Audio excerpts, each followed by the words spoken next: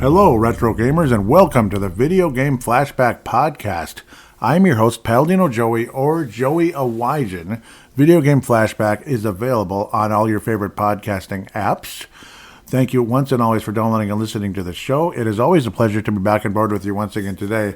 Well, this is a continuation, part 2 of Legend of Zelda: Link to the Past, and we are going to join that recording, already in progress, right here and right now. Enjoy!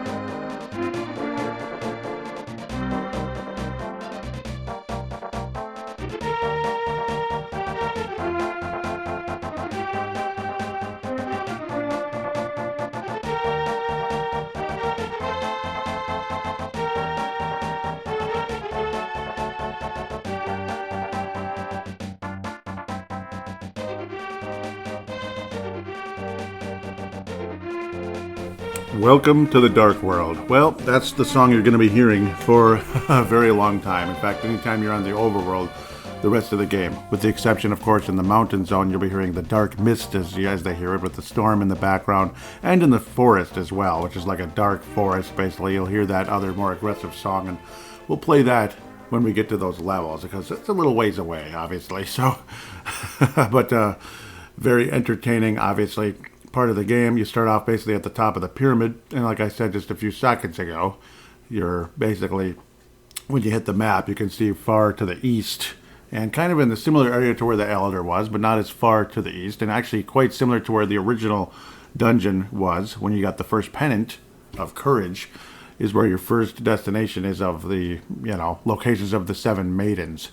Again, like I was saying, again, repeating and all that, you'll run into all kinds of, dead ends and such, unfortunately, because you don't have the items, really, that you're going to be accumulating during the course of this major section of the game, where you go get the 7 maidens. Of course, every dungeon has a major treasure. Some of them actually have more than one, or you find them throughout the game in other locations.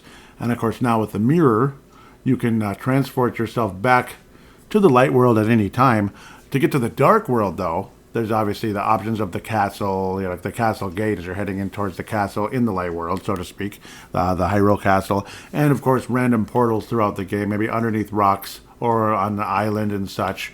So those are the random different areas you'll be approaching to get healed.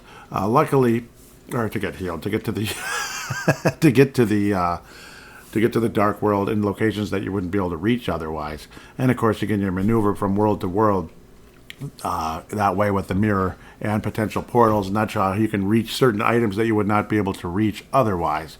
Like, oh, okay, there's a rock there, and there's a ledge. In the other world, there's no ledge. Okay, so I'm in the dark world, and apparently there's a ledge there in the light world, and there's the heart piece, stuff like that.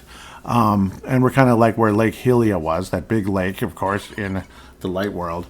Now we are, there's a ferry there, just like there was in the light world, so that's good as we head closer to the palace, the first palace, the dank dungeon, or whatever you want to call it, Dungeon of Darkness.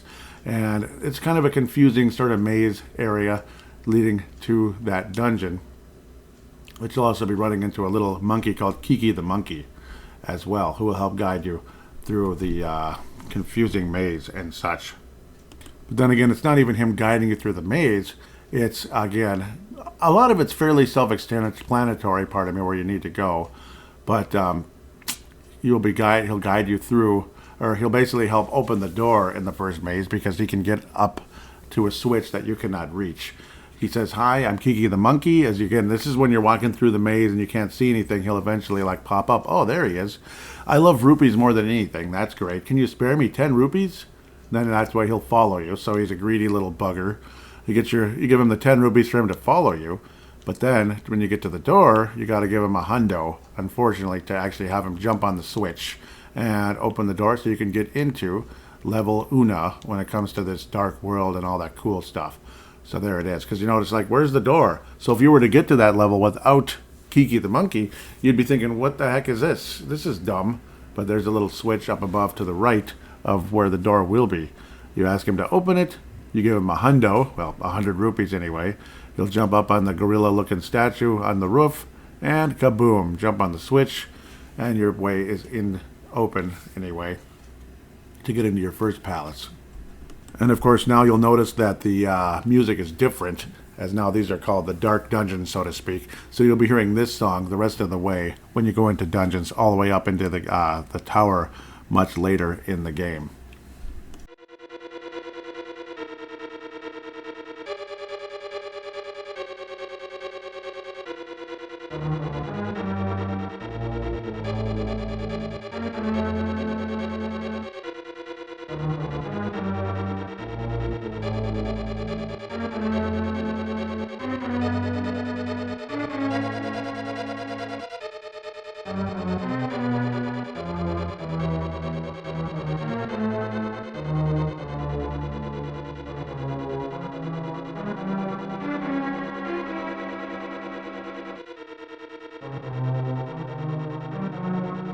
The layout of these dungeons is quite similar to the, what were they, like the old Lost Ruins, basically, dungeons, when you first got the pennants and everything. The layout's similar. You got switches on the ground, you got lamps, doors, blah, blah, blah.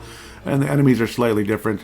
You have characters with, like, it looks like a big green mask on.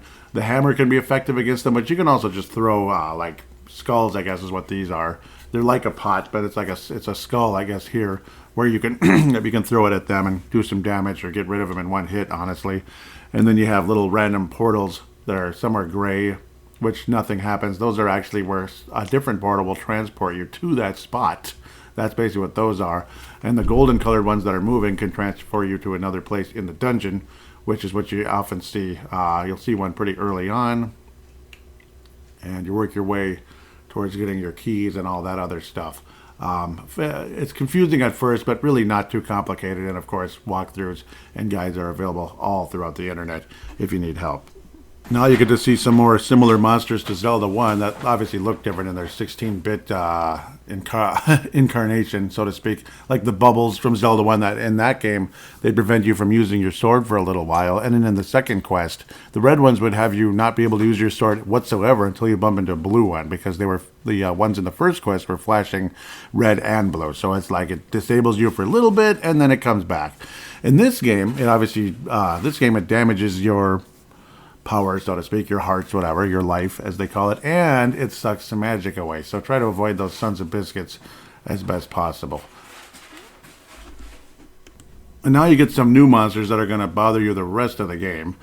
These blue-looking, they're kind of like floating jellyfish or floating blobs, whatever you want to call them. And when they flash, they're electric. So if you hit them, you get damaged, and don't damage them. That's the fun part of it all. Oftentimes they'll drop those little magic bottles or what the heck else, hearts and rupees and stuff. The red ones, you can, once you hit them, they're gone in one hit. The blue ones anyway, I hope that's what I just said. The red ones, if you hit, they split into two and they do all the same crap, and they're harder to hit because they're smaller. So it's really annoying, where of course they're flashing, you get damaged and you don't damage them. That thing, you get hurt, they don't. Yeah, that type of thing, which is super irritating, but welcome to The Legend of Zelda, right? That's pretty much what happens. Another new character, which you also see in Link's Awakening, but of course that game is slightly newer, is one that mimics you. The green ones just kind of mimic you, and you can either use a sword or a bow and arrow. I often recommend bow and arrow for that. But the red ones, when they face you, as they're mimicking you, they shoot fireballs at you, or fire whatever the heck it would be, tongues of fire at you. So it's kind of annoying, but it's a new character, so something to talk about. The red ones are very annoying. You basically fire an arrow real quickly when they're not lined up to you, and you kind of walk in the direction. So basically, if you're kind of parallel to each other and you walk up, he'll walk down, that kind of thing. So you kind of shoot in the general area. You walk up, he'll walk down. Like say you're on the left side of the room and he's on the right, and you'll hit him and kill him, whatever. It takes a few arrows, though, unfortunately. And yep, you will see the red one for the first time right away. Same stupid nonsense. And of course, when they're flashing, they damage you, and they run into you, they damage you, and they damage you, and they damage you, and they damage you. They're annoying characters that'll plague you the rest of the game. And as you get further into the level, you start seeing little mole-type creatures that are kind of blocking your path. They're basically in blocks, blocking your path, if that makes sense. That's where the hammer comes in handy. Because, yeah, that's the first treasure in this dark world, so to speak, and in this first palace, is the hammer. So you literally whack a mole to get by, in that case. And they'll stay flattened, basically, until you walk out of the screen. When you walk out and walk back in, they respawn back to being annoying little turds. They don't damage you or anything, they're just annoying. That's basically the whole purpose, to be in the way. Of course, if you're fully powered up, the Master Sword, being able to shoot out basically whatever the heck it is, a whirling blade type of effect, I'll call it, can damage those annoying electric characters without having to worry about if they're flashing or not. So there's a positive with that, at the very least, if you're powered up. And then you see more similar characters to Zelda 1, where they look kind of like a statue or something, like in Zelda 1 in the Labyrinth, where they shoot fireballs at you. So it's a lot of fun. At least I think it's a fireball. Yes, it gets protected from the red shield. Just wanted to make absolute sure before I give you false information. We don't want to have fake news on this show now, do we? And now you get another monster. They kind of look like a turtle, like maybe almost like Super Mario Beetles or whatever the heck. It looks almost like a mix. But you can do no damage to them unless you have the hammer. What happens is you hit the hammer down close to them, they flip over, and then you can kill them with the sword. They're basically like an indestructible turtle type of character until you tip them over, basically.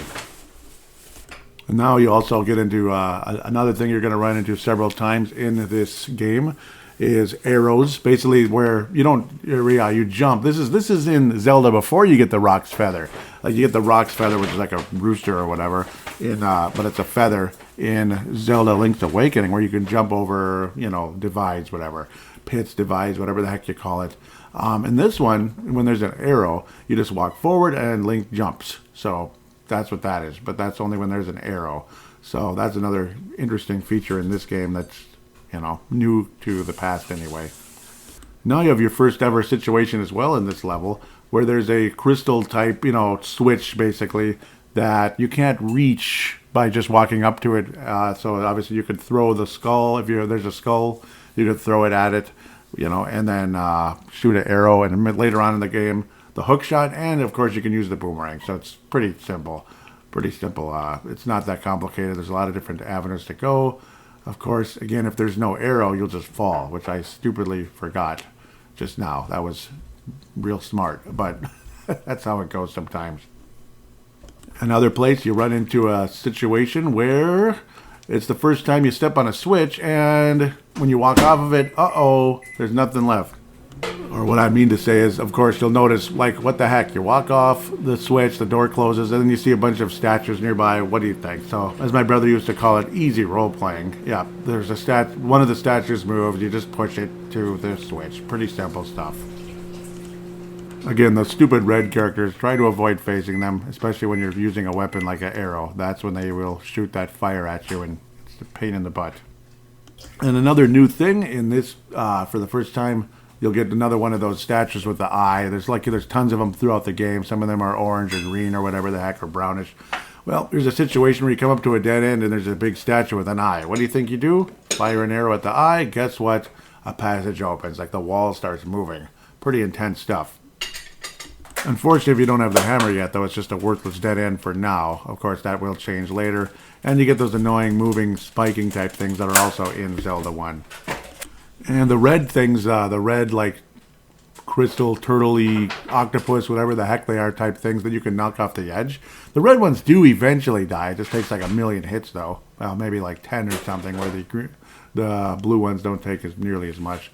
And, of course, as you power up the sword further in the game, it takes less and less damage. Simple concept.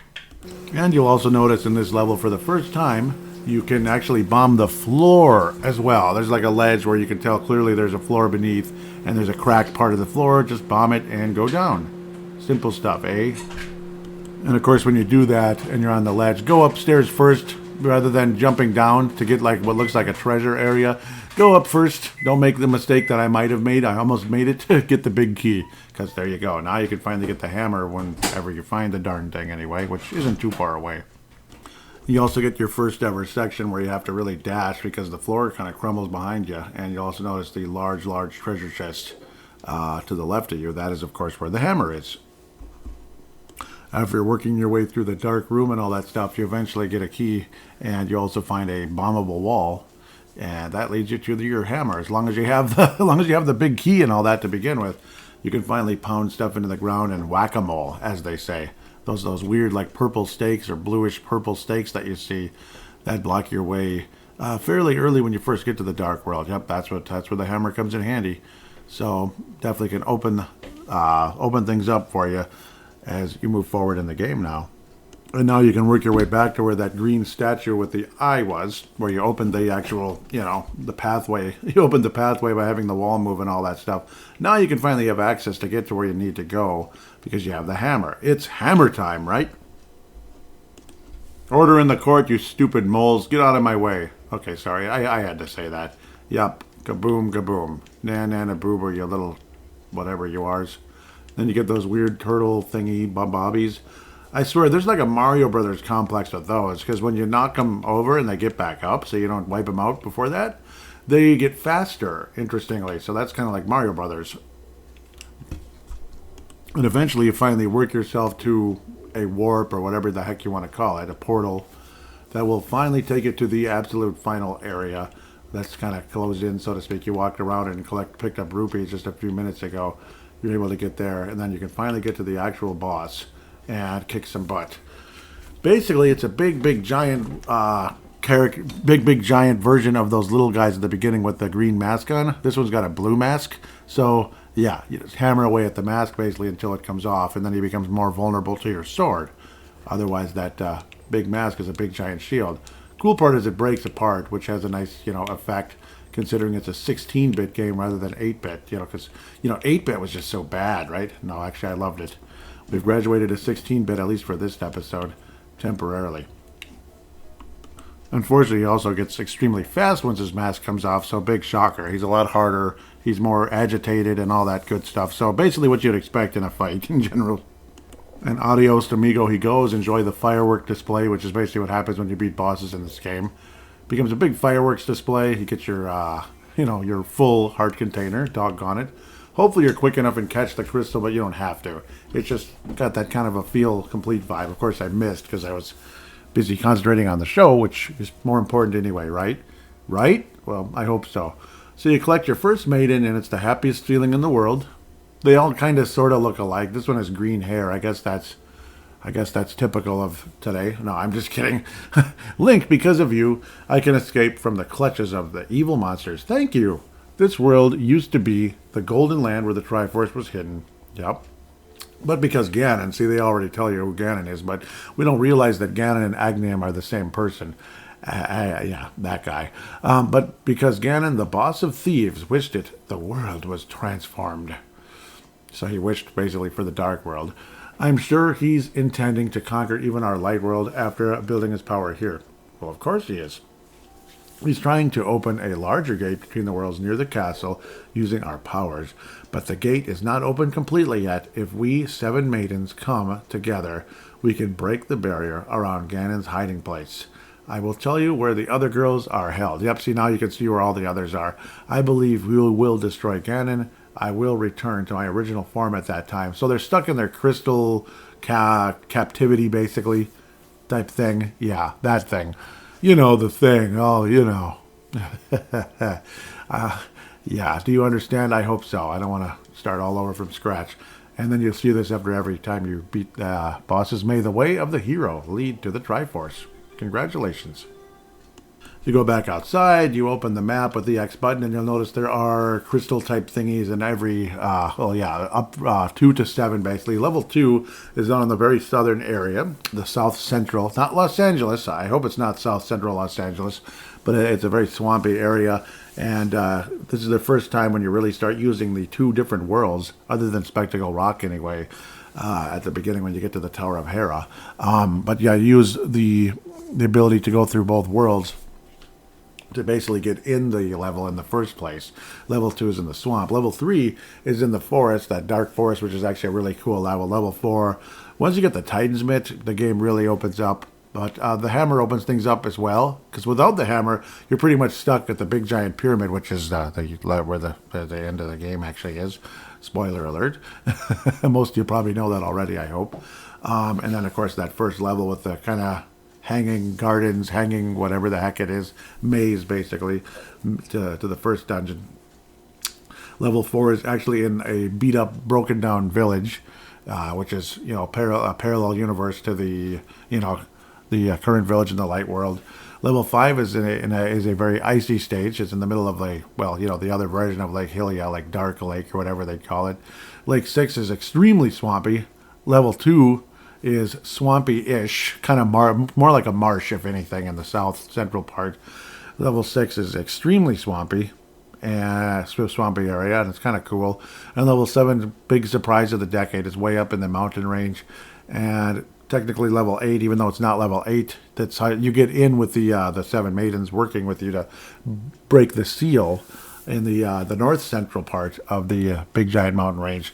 That's basically Ganon's tower when you get in there. So very, very fun and very large level where you're kind of fighting all the different bosses over again. Sounds familiar to many other video games, how they do that. So let's start marching towards the south, eh?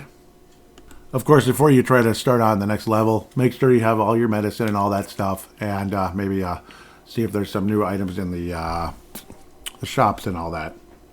And also, why the heck not build up some money too?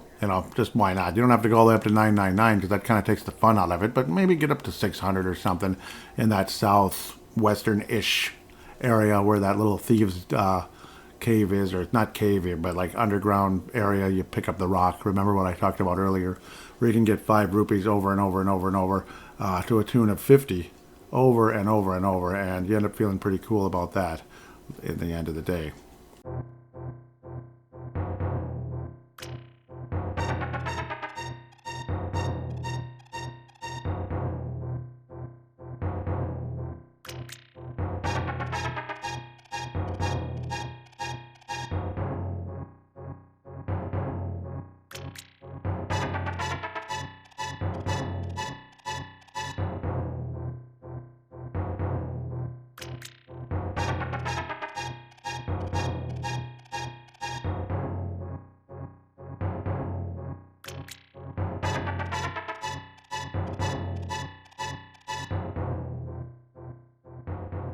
Honestly, it's also good to kind of go in the building where, the Elder is, but of course in the Dark World.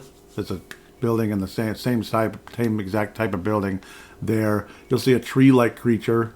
Obviously, that was a person before. You talk to him, he says, "You're new here? You're new here, aren't you?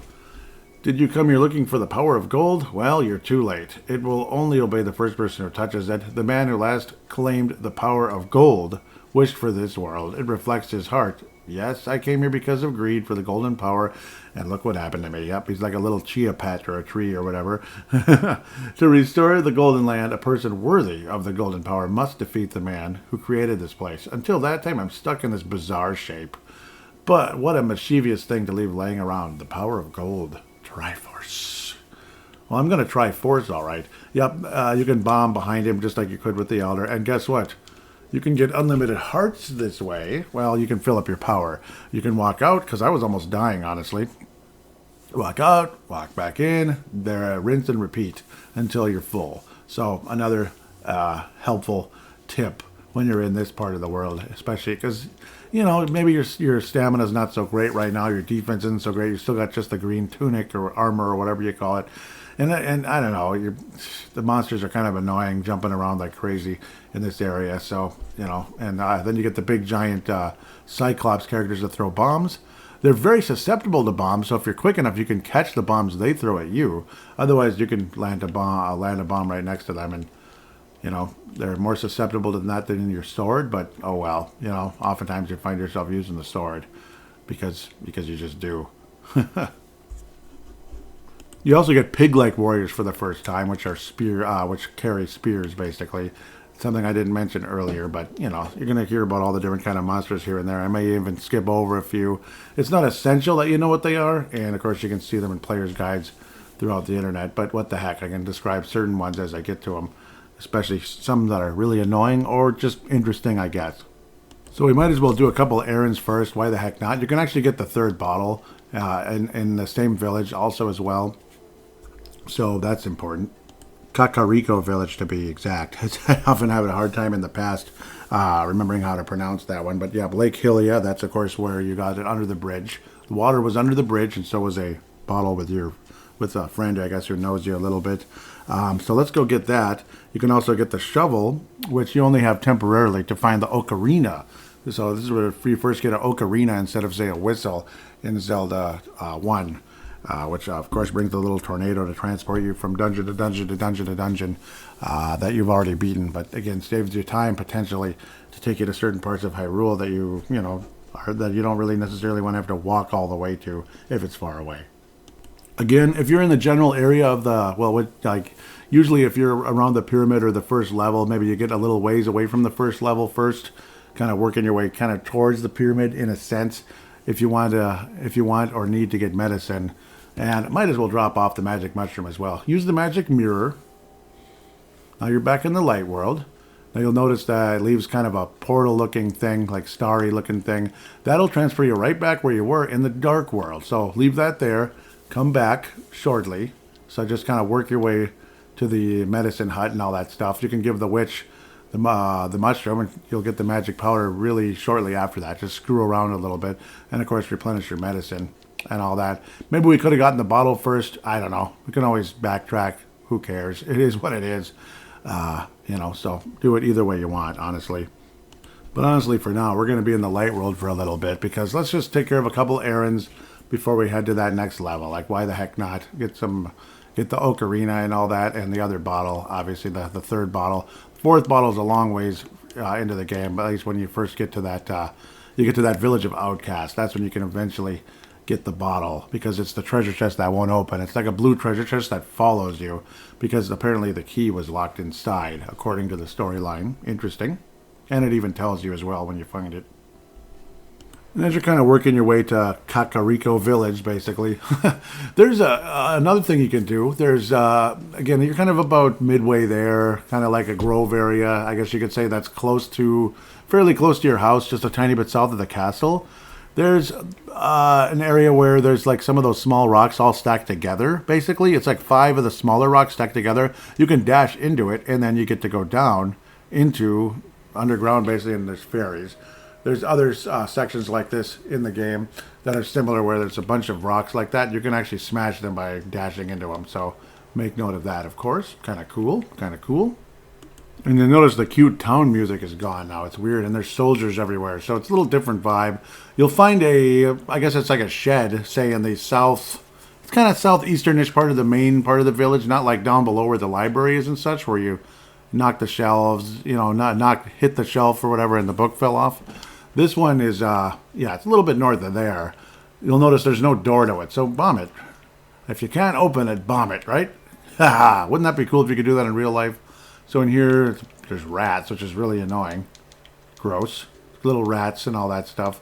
Just like when you're in the sewer. But there's a million little pots you can pick up, and it's not that interesting, I guess. Just a couple bombs, arrows, and you get 3 rupees or something. But yeah, bombs and arrows, a little bit of that. Woohoo. But the cool part is it's unlimited. You go back in, back out, back in, back out. Whenever there's pots, you pick stuff off of pots. Whenever you walk out, it renews. Also in dungeons.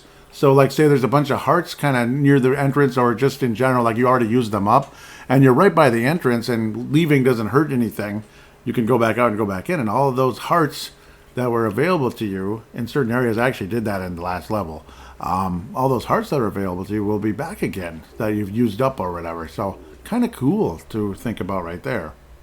Then you eventually find the bar I guess it's on the eastern part of the main part of the village, you could say.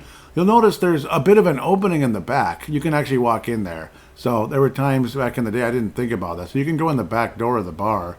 It's not like there's a bartender or anything, and there's a treasure chest. And there is your bottle. Technically, that should have been just the second or first bottle, because we were there earlier. There's nothing special you needed to even get in the door, but old forgetful, right? So it's just one of those things. Now let's go talk to the old man in the front of the bar, who's missing his son, who happens to be that ghostly character who is playing the ocarina or flute in the grove a little bit southeast of where we're at. There's an old man, kind of depressed looking, right by the front entrance on a green carpet, basically. Mumble, mumble, my son really liked to play the flute, but he went to look for the golden power. That's what happened, see? That's why he's like a ghost here and like a tree-shaped thingy in the other part. But you can't get to the real guy immediately. Actually, we will very shortly. Went looking for the golden power and has not yet returned. I wonder where he is and what he is doing now. Zzz. So, let's go find out. Unfortunately, you have to do that in the dark world, so we'll get to that shortly. You'll also notice a little bit outside of the village, there's a house kind of all by itself, basically just east of the village. House all by itself, that is the blacksmith's house, where eventually you can temper your sword, but you have to find the other little elf or whatever he is first. Yeah, he says, if my lost partner returns, we can temper your sword, but now I can't do anything for you. Yep, he's all by himself. Unfortunately, you need the Titan's Mitt to find him, and he's actually right around the same area in the, in the dark world. So unfortunately we can't get to him yet. You need the Titan's Mitt in order to get to the area to pick up the big skulls. But in the same area, right outside the blacksmiths, you'll notice there is a cave and a, like a pit type of thing that you can jump into. So, but we couldn't get to it before because we didn't have the hammer. I pounded the stake into the ground, jump over, and down below, let's get stuff. Let's get stuff. At least I hope there's stuff, right? Okay, yeah, this is not helpful yet. I forgot. This is the mad batter, they call him. You have to have the powder. And he actually halfens your magic use, which is really good. He talks like he's punishing you, but he's actually helping you because you woke him up from a deep sleep, so to speak. Maybe he was like out forever, basically, or something. So you wake him up with the magic powder by sprinkling the powder on the altar, so to speak. And then your magic power is literally doubled. Like, it doesn't get used up as fast, basically half as fast, which is really good. But that's something we have to come back to once we actually have the freaking magic powder. Sorry. But since we're going back to the medicine hut anyway to fill up that new bottle, what the heck? Let's get the magic powder that way. So simple stuff right there. You'll walk inside the hut and there's your magic powder sitting right next to the little assistant, whatever. You got the magic powder, whatever the heck it is. And yes, that does use up your magic power, your magic meter, so to speak.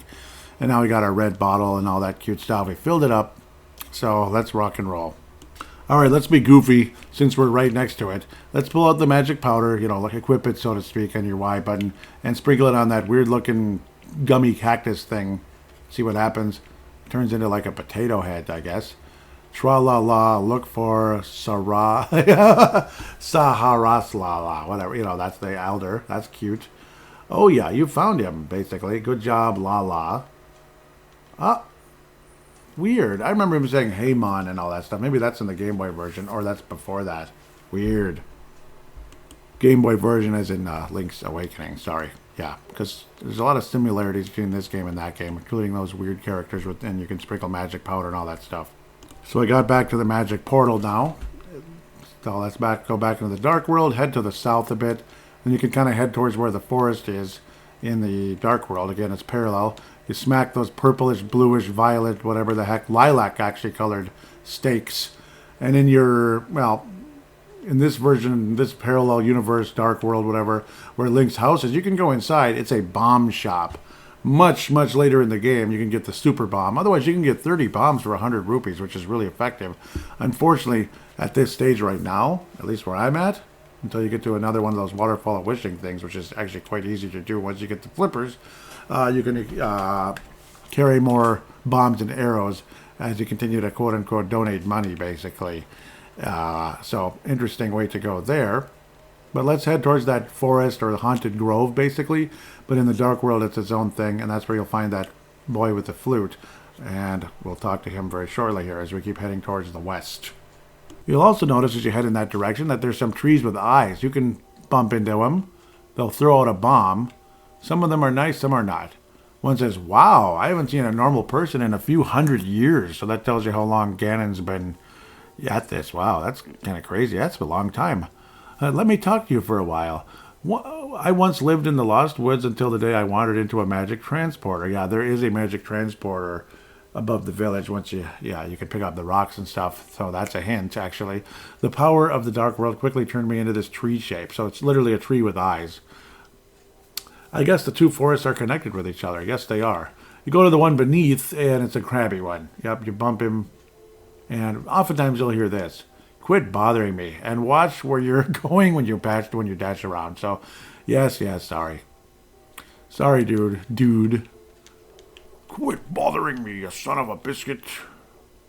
Well, sorry. So now you kind of cut your way into the village and all that stuff with these lilac-colored bushes. They're lilac-colored in this dark world, so to speak, green. And the other one, and you'll see a little thing. Look, he looks like an anteater sitting on a stump, basically, and that's the boy with the flute. After wandering into this world, I turned into this shape. So he's in the exact spot where he'd be whistling. Again, he must have went in that portal in the forest, like north of the village, of course.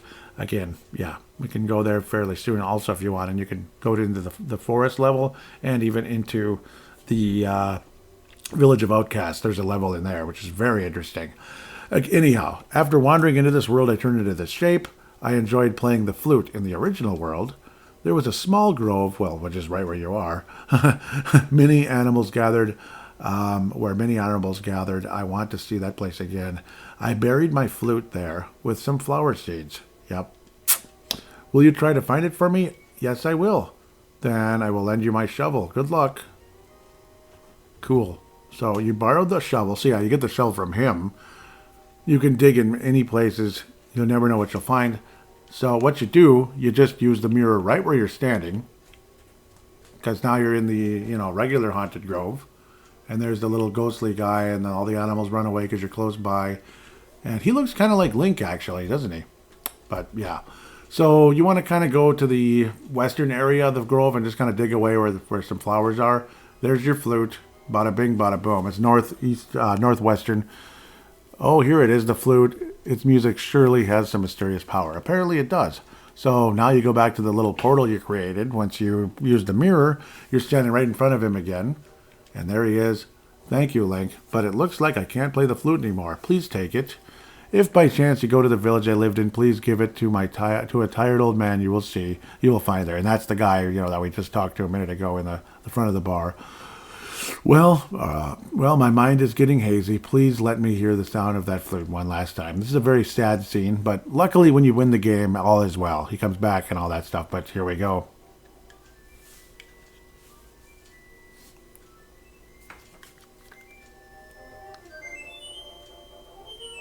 I turned the volume up so you can hear it.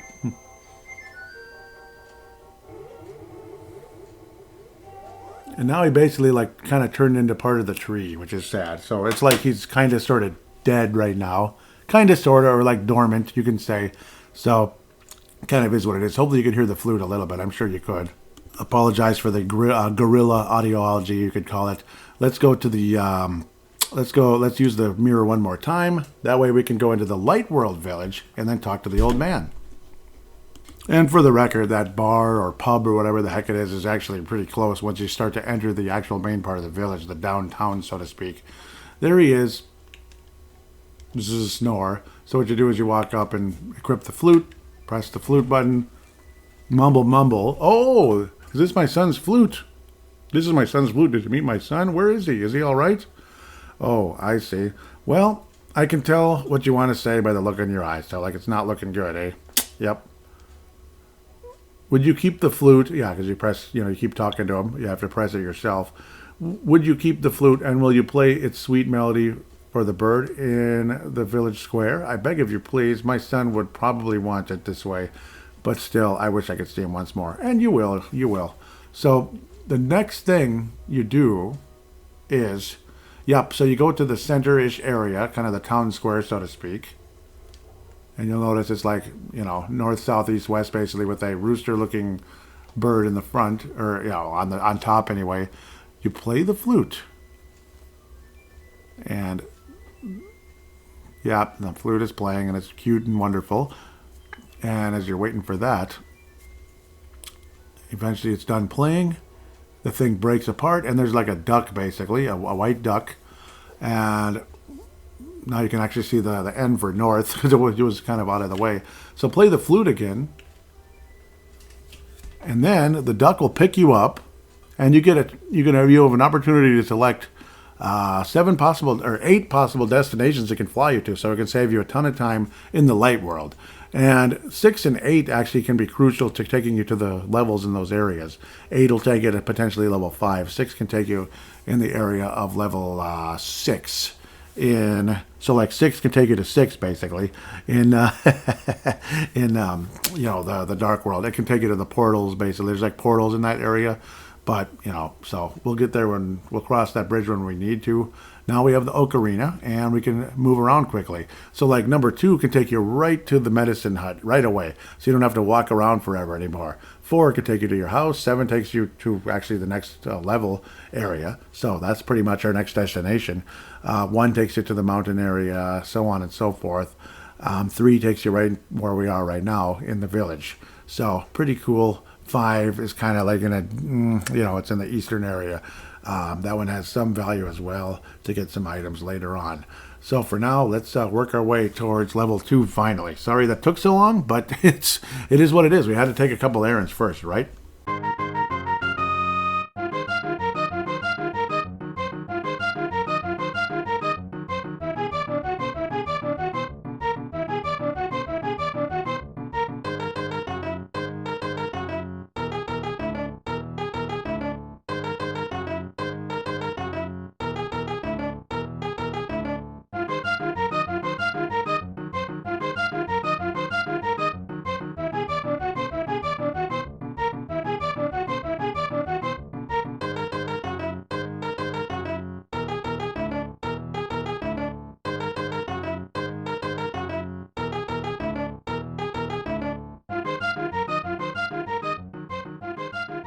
So basically, just play your little flute or ocarina or whatever the heck it is. I guess it says fruit here. I think it's on a Link to the Link's Awakening that they finally actually call it ocarina. I mean, it's back then I was like it's a ocarina or something. I couldn't pronounce anything right. I don't know. Half the time I still can't. Like Agnagumga, whatever his name is.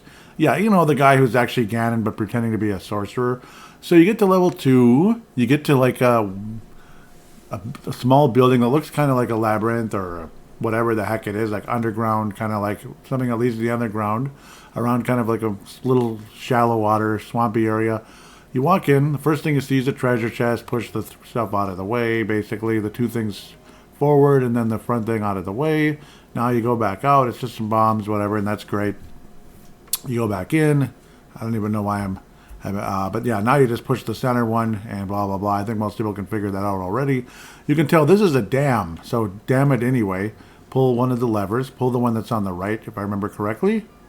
Of course, I got hit by one of those stupid bubbles or skulls that float around and steal your magic and hurt you. So now you notice the water is flowing out. So, yeah, what you do is you go outside. Well, gosh darn it, look at that. There's a heart container, and the water's shallow and stuff. You can even grab one of the fishes that's flopping around and take him north a little bit to the lake, and he'll thank you very, very much. So that's always a very cool thing. Unfortunately, though, this is where I kind of screwed up in a little way. You actually want to be in the dark world when you're... you want to be in the dark world, you get to the same spot, use the mirror, and then change the water. So let's do that again. You'll probably run into a similar situation.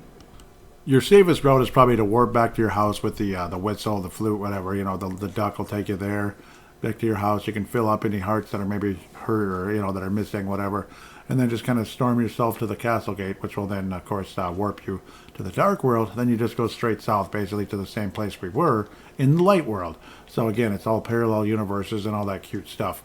So instead of entering the castle yard, whatever, now you're in front of the pyramid area, blah, blah, blah. Head south to where we were. And we'll probably have to rinse and repeat what we just did, but oh well. Also, as you're kind of near the Lake Hylia area, but in the dark world, you'll notice there's a flower that kind of sticks its tongue out, kind of like a frog does towards a fly. They can steal your shield. They also steal like rupees and stuff, but they can actually steal your red shield as well, which would really suck. So then you'd have to go and figure it out again. I guess, again, you don't have to spend the money, thankfully. And like obviously wait till much later in the game to get it in the first place and spend a fortune, which is like around the village of outcasts, in order to even get that shield, the red shield. level 2 shield, whatever the heck you want to call it. Yeah, it's like you wait a long time to even get there, then you spend a fortune. Obviously, Waterfall of Wishing, you just throw in that small weak shield in there, and she will give you a good one in return, blah, blah, blah, for free, which is the coolest thing ever. So now we're in that labyrinth again. You notice there's still water, and when there's water there, it's not going to do you any good going inside. So use your mirror, blah, bitty, blah.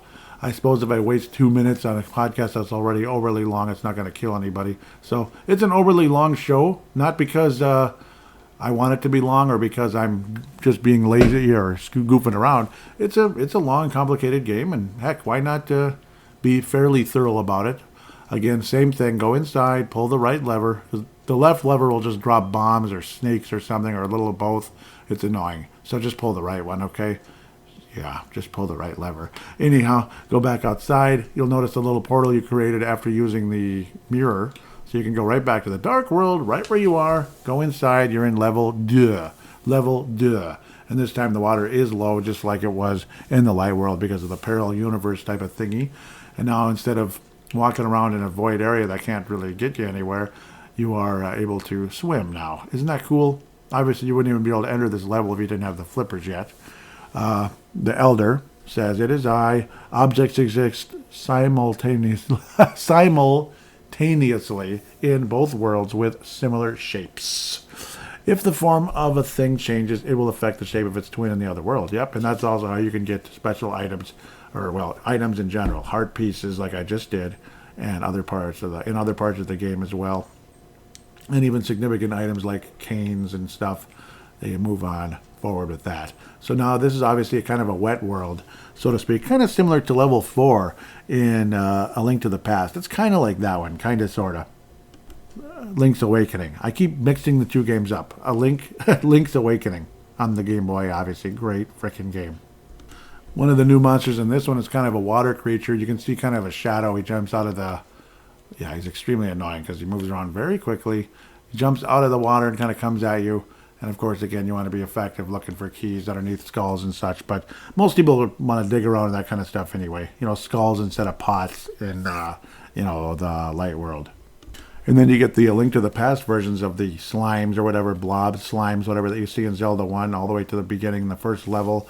They're kind of a darker brown colored in that game. And the big ones you'd split in half if you only have the regular wooden sword, whatever, at the beginning of the game. And then once you have the white sword, which is like the mid-grade, it'll kill them in one hit and so on and so forth. In this game, they're a little different. They kind of come up out of the ground like a shadow. And then they're either red or green, blue, whatever. But they are what they are. They're a headache, and they move around faster than they did in Zelda 1. That's for darn sure. In Zelda 2, they move around very slowly, but well, some of them can be really obnoxious because they jump. We'll talk about that game when we get there, and of course cross that bridge when we get there as well. Another couple of new things you could say is it's kind of like another one of those traps that shoots fireballs, but this one only does when you swing your sword. And it's obviously north, south, east, west, and like a fire worm, you could say. It moves around like the worm in Zelda 1, but slower, or faster, excuse me. Of course it does. Or like Centipede and Millipede and all that, those kind of games. But yeah, it's fire, basically, and just stay away from it, the bottom line. Those are like the majority of the new monsters so far. With, of course, Shock of the Decade, several other monsters that I've already mentioned. So, yeah, I won't re-mention the same monster unless it becomes a super duper specific headache in this level or whatever level I'm playing. And there's another situation where it's something you haven't seen before. Maybe if you hadn't played this game, there's like a bit of a lever after you whack a mole, the things to the left of it. It's a lever, so basically you just kind of push it. I'm guessing most people would have figured that already, but just in case, it kind of opens up water again and opens up avenues to get to other parts of the level. So, yeah. And of course, the reason why you did that is you can tell there's like a little tiny ladder, like a pool ladder, and rather than a ladder where you go up from one, like the lower level to the upper level in the same room, that kind of thing. This is almost like a pool ladder, which you couldn't possibly reach had you been on the lower level. So, yeah, that's the whole point of filling it up with water here. When you get to a larger room where you can actually see the big treasure chest, there's a lot of obnoxious new characters. Hard to even explain. Kind of like fish, crawling creatures. They're fast, moving around. Really obnoxious. A lot of them may come out of the walls or like the sewer or whatever the heck it would be. Oh, they drive me nuts, and they'll drive you nuts as well, unless you're an insanely quick gamer. Then good for you. You'll also notice in the big room there's a lot of ledges that you can't reach. And you're like, how the heck do I reach it? Well, take a wild guess. What do you think the treasure of this level is?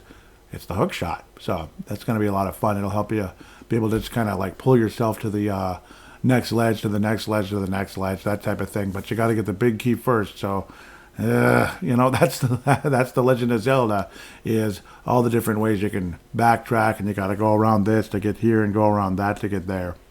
And of course, you deal with the stupid crystal switch thing again, where you have to go, you go up to the next floor. You notice there's stuff in the way. The crystal, the switches, the floor tiles that raise up, the orange ones and such. So you have to deal with that, going up and falling down, falling down on purpose to get to an area, but it might be restricted by the the floor crystal tile deals.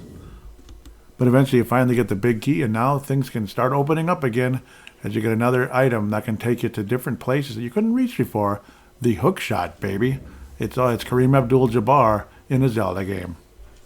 One of the more interesting items in the history of Zelda games, I'd have to say.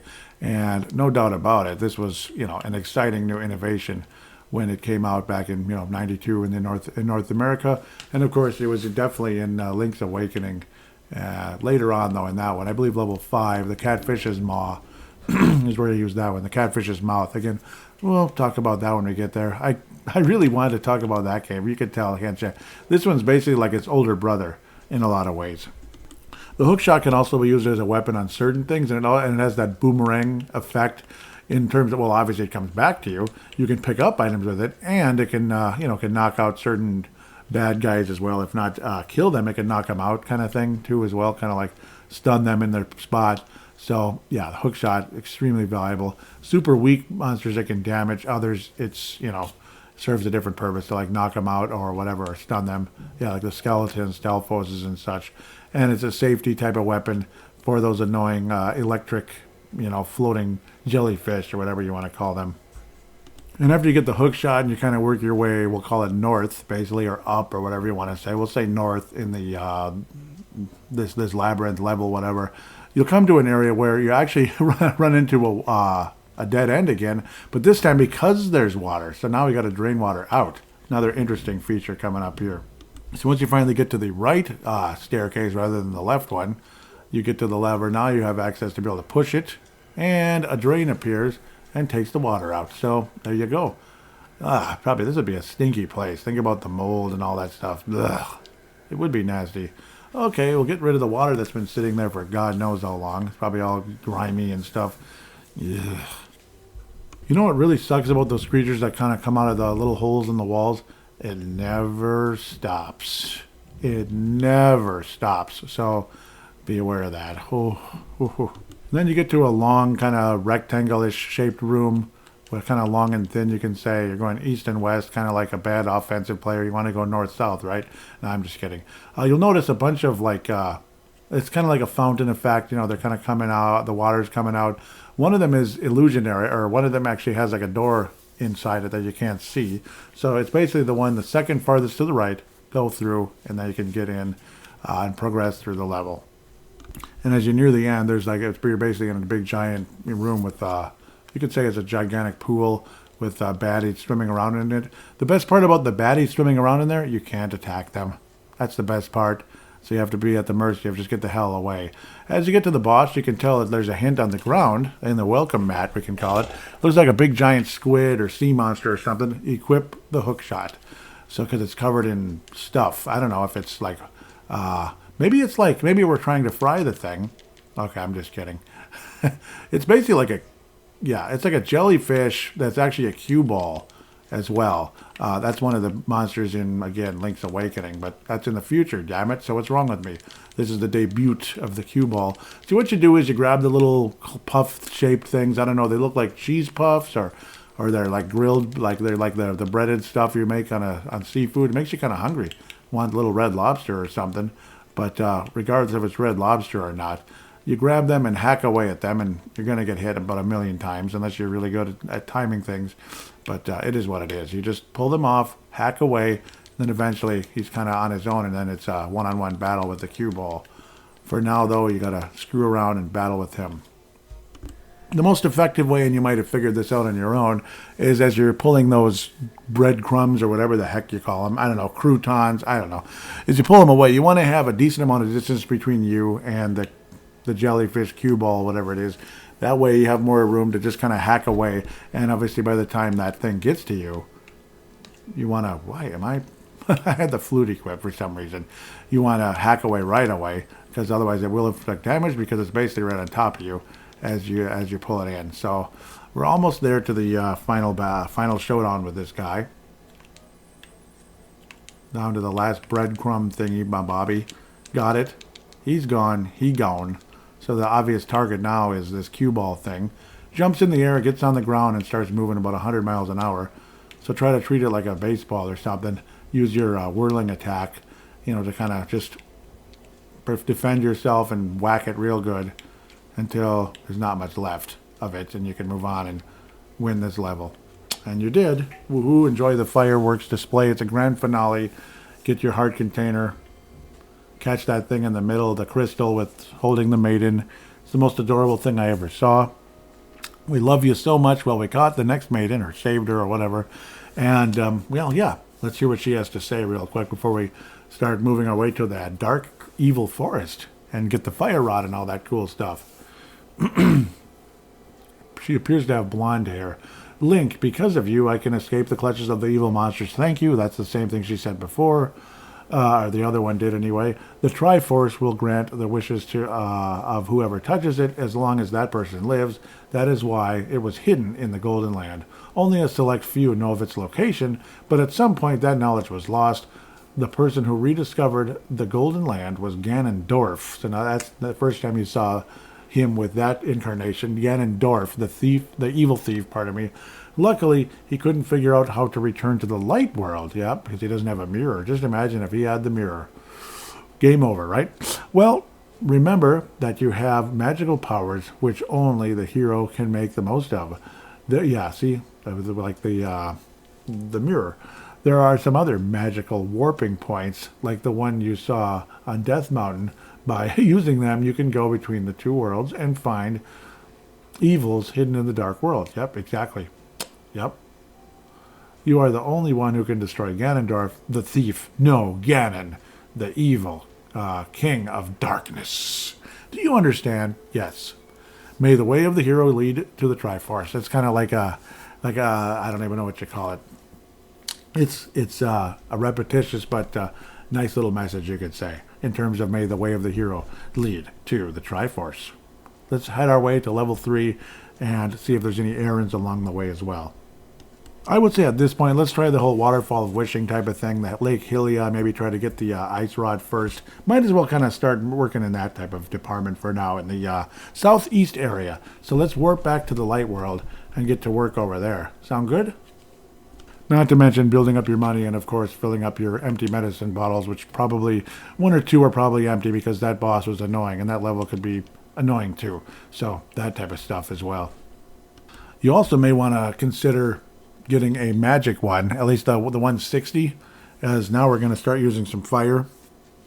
The fire rod, at least in that level, eventually we'll be getting it, and that, of course, uses a lot of magic. So that's definitely something to consider. Maybe buying the blue medicine. It's only 40 rupees more, and when you know where to get unlimited money, who cares, right? It's kind of simple stuff, right? Either that, if you're a cheapskate and just want to get free green stuff, just go to the green medicine. Just go to the other waterfall of wishing, where the other one's the fountain of happiness, I guess it's called. I kept calling it the waterfall of wishing as well down in Lake Hylia. No, that's like a fountain of happiness or a fountain of wishes. The waterfall of wishing, of course, that we already talked about. That's where we got the shield and the boomerang upgraded. So let's start building up money and or head to Lake Hylia. Yeah, like basically as you're collecting the money, he even reminds you of it, the thief. Check out the cave east of Lake Hylia. Strange and wonderful things live in it. So yeah, again, so it's, of course, that's where where you get the ice rod. In the middle of Lake Hylia is the fountain of wishes. Another major reason to build up money, because you have to build up money to be able to get access to having more bombs and arrows. being able to only carry 30 bombs, or excuse me, 10 bombs, ain't going to cut it. So you better start building up now as you get further and further into the game. Bombs and arrows, of course. So let's go to the strange and wonderful things first. The upper, basically you could say the north. Obviously you're in the southeast part of the map, but of course the northeast, or even like northeast part of like the Lake Hylia region, you could say. There's 2 caves. Go in one. You can also bomb a crack into the other. You'll notice it's very icy in here. So go into the regular door first for the heck of it, and you'll notice there's a bunch of fairies. You go through the door to the left, and you can't access the treasure there, but yes, you can just bomb the bomb the opening to the left, and you'll be able to get that treasure right away. There's your ice rod, which could come in handy in anywhere basically. So it's nice to have, obviously, and you will need it to defeat the boss in Turtle Rock at the very least. In level 7, much later. Let's go to the pond of the fountain of wishing. That's of course in the center of Lake Hylia. Very simple concept there. You'll also notice the dark colored rock. You cannot pick that up without the Titan's Mitt. That's what you get again in the level in the Village of Outcasts, right where the forest is, just south of it. Of course, under there is a warp. So that's how you can get to level 5. So this is literally where level 5 is, in the Dark World, in the parallel universe, so to speak. The Pond of Happiness. Okay, Pond of Happiness. Thank you. Throw some rupees in and blah, blah, blah. You want to throw some rupees. Right now you have an option to throw 5 or 20. You'll get, again, you'll be able to do something once you get to level, or once you throw in 100 rupees. So basically go back and forth, back and forth. It'll give you the option of 5 or 20, 5 or 20. And then after the first time, it'll give you an option of 25 or 50, which will make things much, much faster.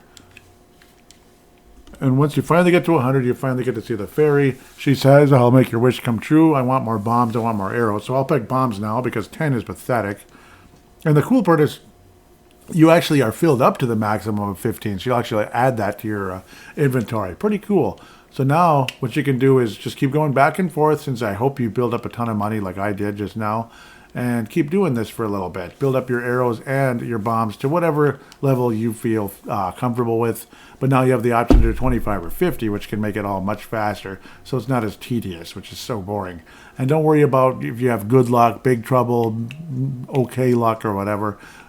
Whatever. It's nonsense, at least from what I know.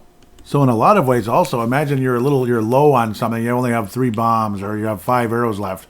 You can have them completely filled up. Imagine you go from being able to carry 50 to 55. You get like 50 arrows for kind of free for $100, also while increasing your maximum carrying ability.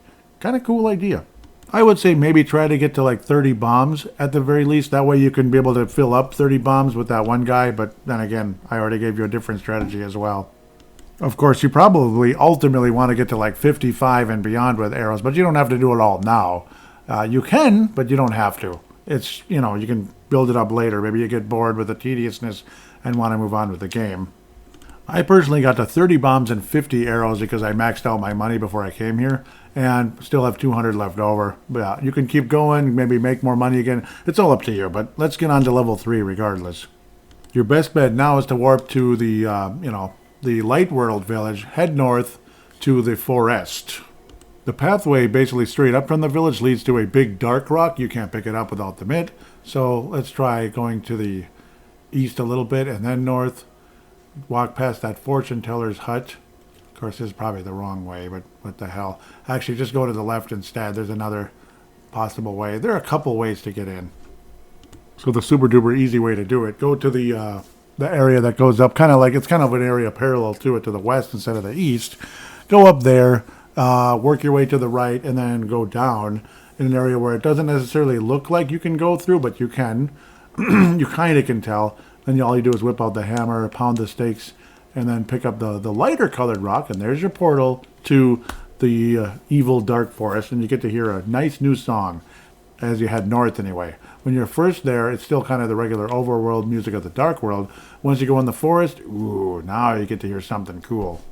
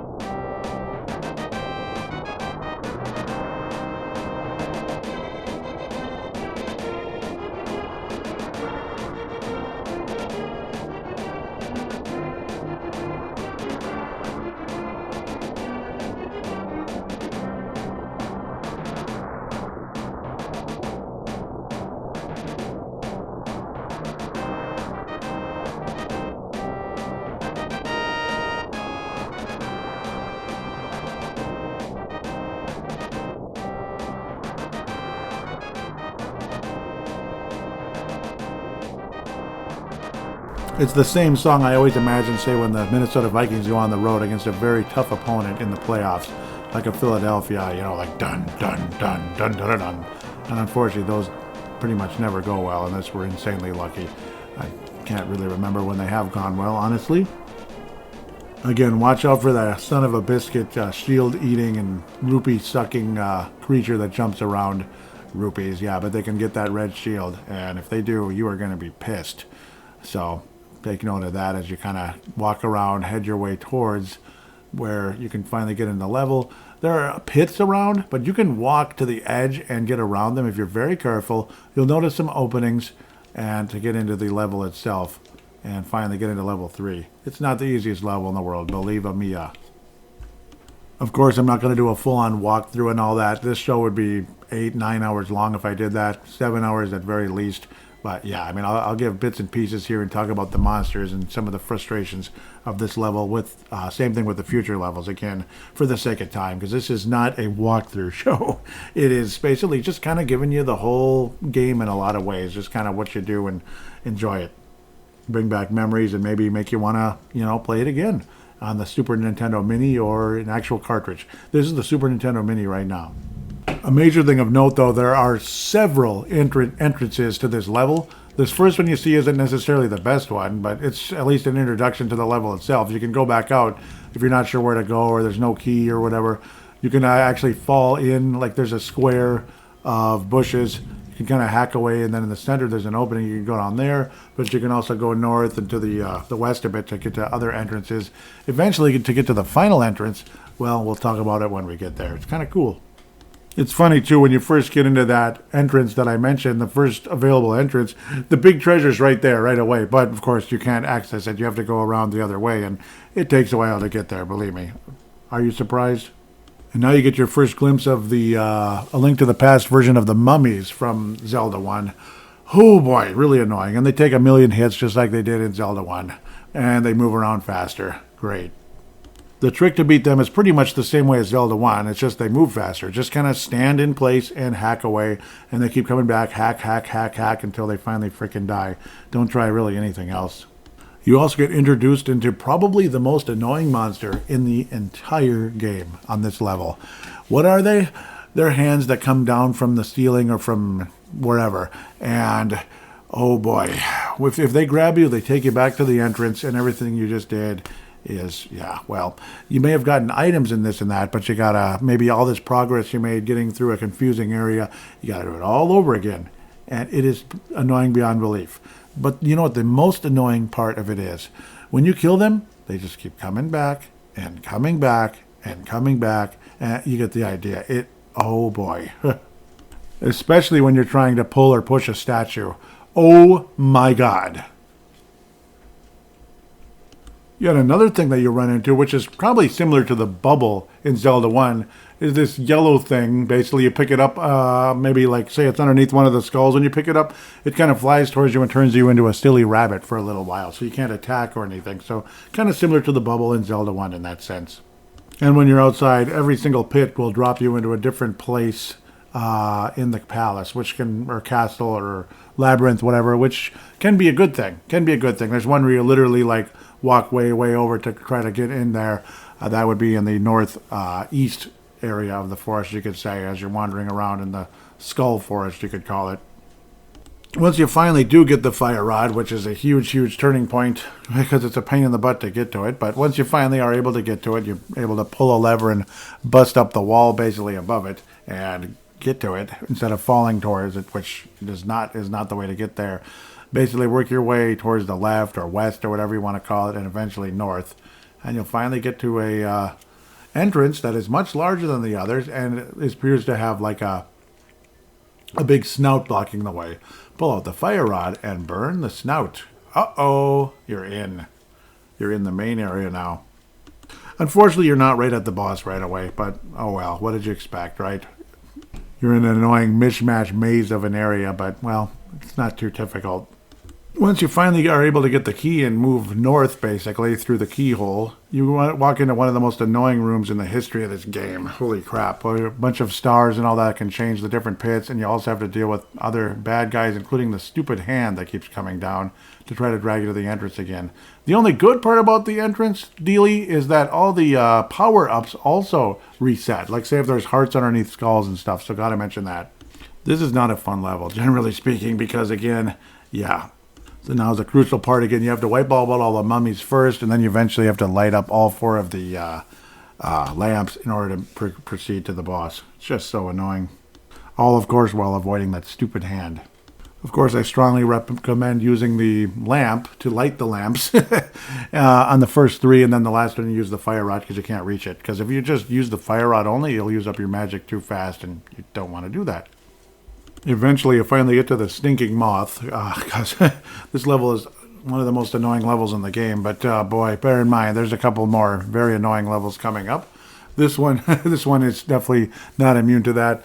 I just said that. The moth you can kill with the sword and the fire rod. The fire rod comes in handy because of the range and everything. And oftentimes, I would not. I would recommend somebody possibly leave the level and fill up your medicine if you're super low or out of it before you take on the moth, unless you're super confident you can knock him out and you have almost full power and everything, full magic and full life. If not, go fill it up. It's worth it because it doesn't take long to get back. That's the trick. Remember, like I was saying, you just kind of head to the left as far as you can, and then once you get in the level, you go to the left as far as you can again, come out and go north, and you're right to the final area again. So it'll save you a bunch of time and stress if you have no power and all that. So fill up your medicine if you need to. The moth, of course, surprisingly, is a flying creature. And of course, again, you can hack away with your sword or the fire rod. Both of them do damage.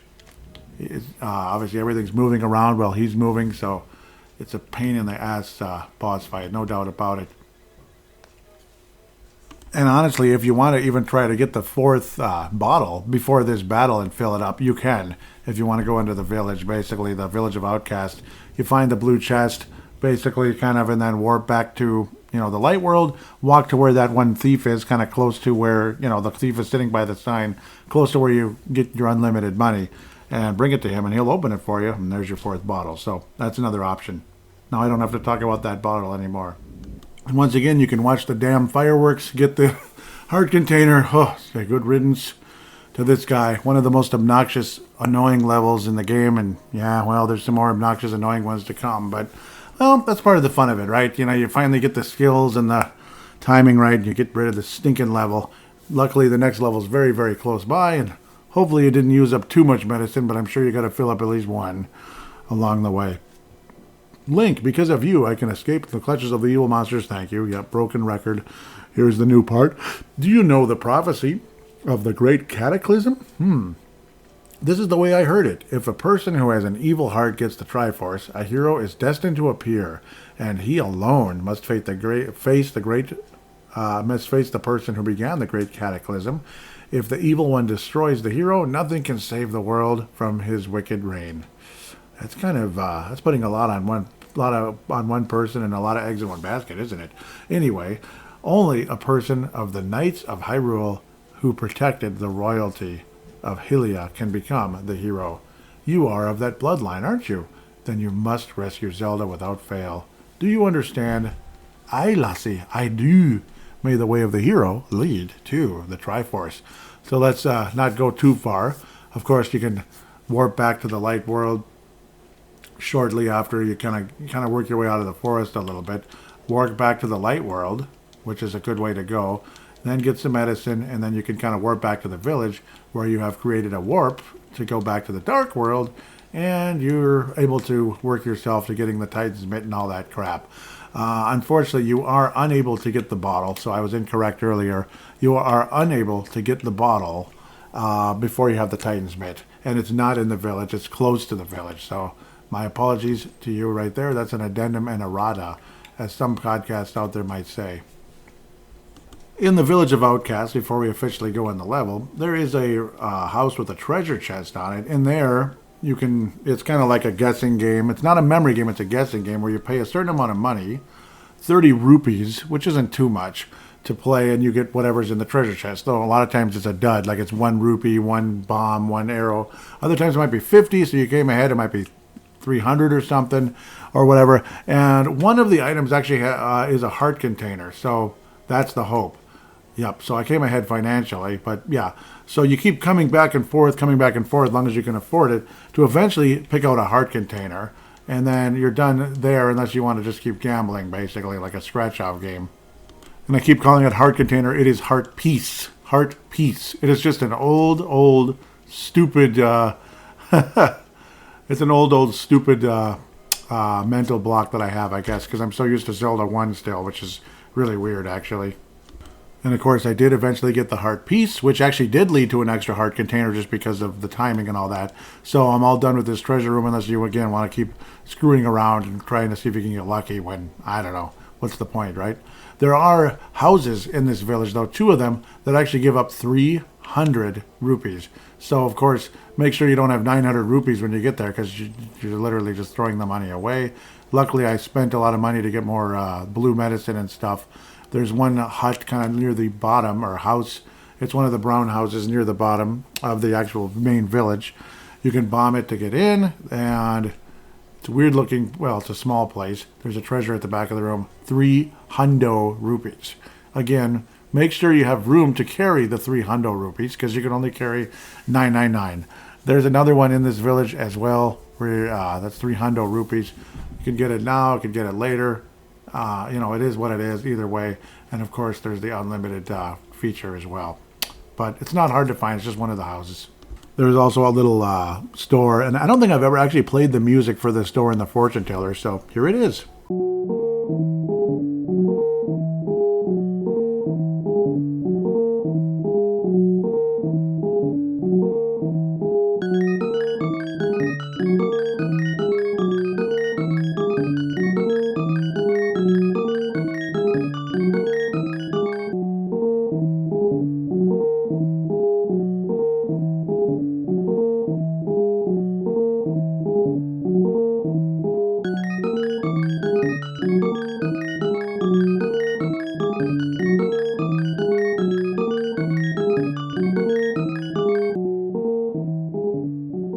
So when you do officially decide to go to level 4, you walk up to where what appears to be the entrance, which is like the weather crane or weather main or whatever, for wind and all that, wind direction. And of course, where you get the duck and all that cute stuff in the light world. You're thinking, okay, so what's going on here? How do I get in? Well, I guess you pull it open. You just kind of grab it with your mitt. Well, you don't even need the, you just kind of grab it, press the A button and pull back, and it breaks open. So interesting. Also, something that I forgot to mention back when we were in the village the first time, you go to the nearby houses that look kind of, they look kind of long, low to the ground, kind of interesting, and you'll hear information. It's kind of a little bit closer to the ground. Looks kind of like a dungeon almost, like a little mini dungeon. You walk up to a blonde guy with what looks like glasses. He says, "Yo, Link, this house used to be a hideout for a gang of thieves. What was their leader's name?" "Oh, yeah, his name was Blind, and he hated bright light a lot." So that's a major hint to Blind. He actually is the last boss in level 4. So he's the boss in level 4. And you notice how light is coming in through the windows in this weird-looking place? Yeah, well, that's going to be a factor later on in level 4. Also, of course, go to the basement. There's a piece of heart down there as well. So it's in the upper where you bomb the northern area next to the staircase. So there's a heart piece up there too. You might want to get that in the light world. So my apologies. I didn't even go in this place, which was a really dumb mistake. So you know now. So maybe you already knew before, but you know now either way.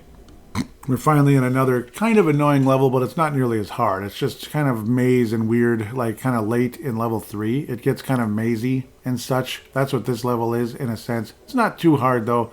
And let me tell you, once you get the Titan's Mitt, get the heck out of the level and go get the Tempered Sword. That's all I gotta say. We'll talk about that when we get there. New monsters in this level are obnoxious horse-looking characters. They're kind of like the horses in Zelda 1 that shoot swords at you, but you'll be seeing more of that when you get higher up into Death Mountain, like the final areas of the game, when you get to like level 7-ish. So, oh yeah, those guys are scary stuff. Some other interesting characters in this level are ones that look like they're kind of like halfway there, halfway not. I'm not even sure what to call it. Some kind of phased cloud-like red thing. I'm not even sure. This level also has a very interesting way of getting to the boss, but I'd like to get the Titan's Mitt first. Slightly more exciting and helpful because that's probably the item that opens doors up more than anything the rest of the way, to be quite fair. Quite frankly, Blind is one of the harder bosses in this game, I'd have to say. Right now, I'm basically in the only part of the entire dungeon that's actually above ground. It looks kind of like the house that was kind of barely above ground in in the light world.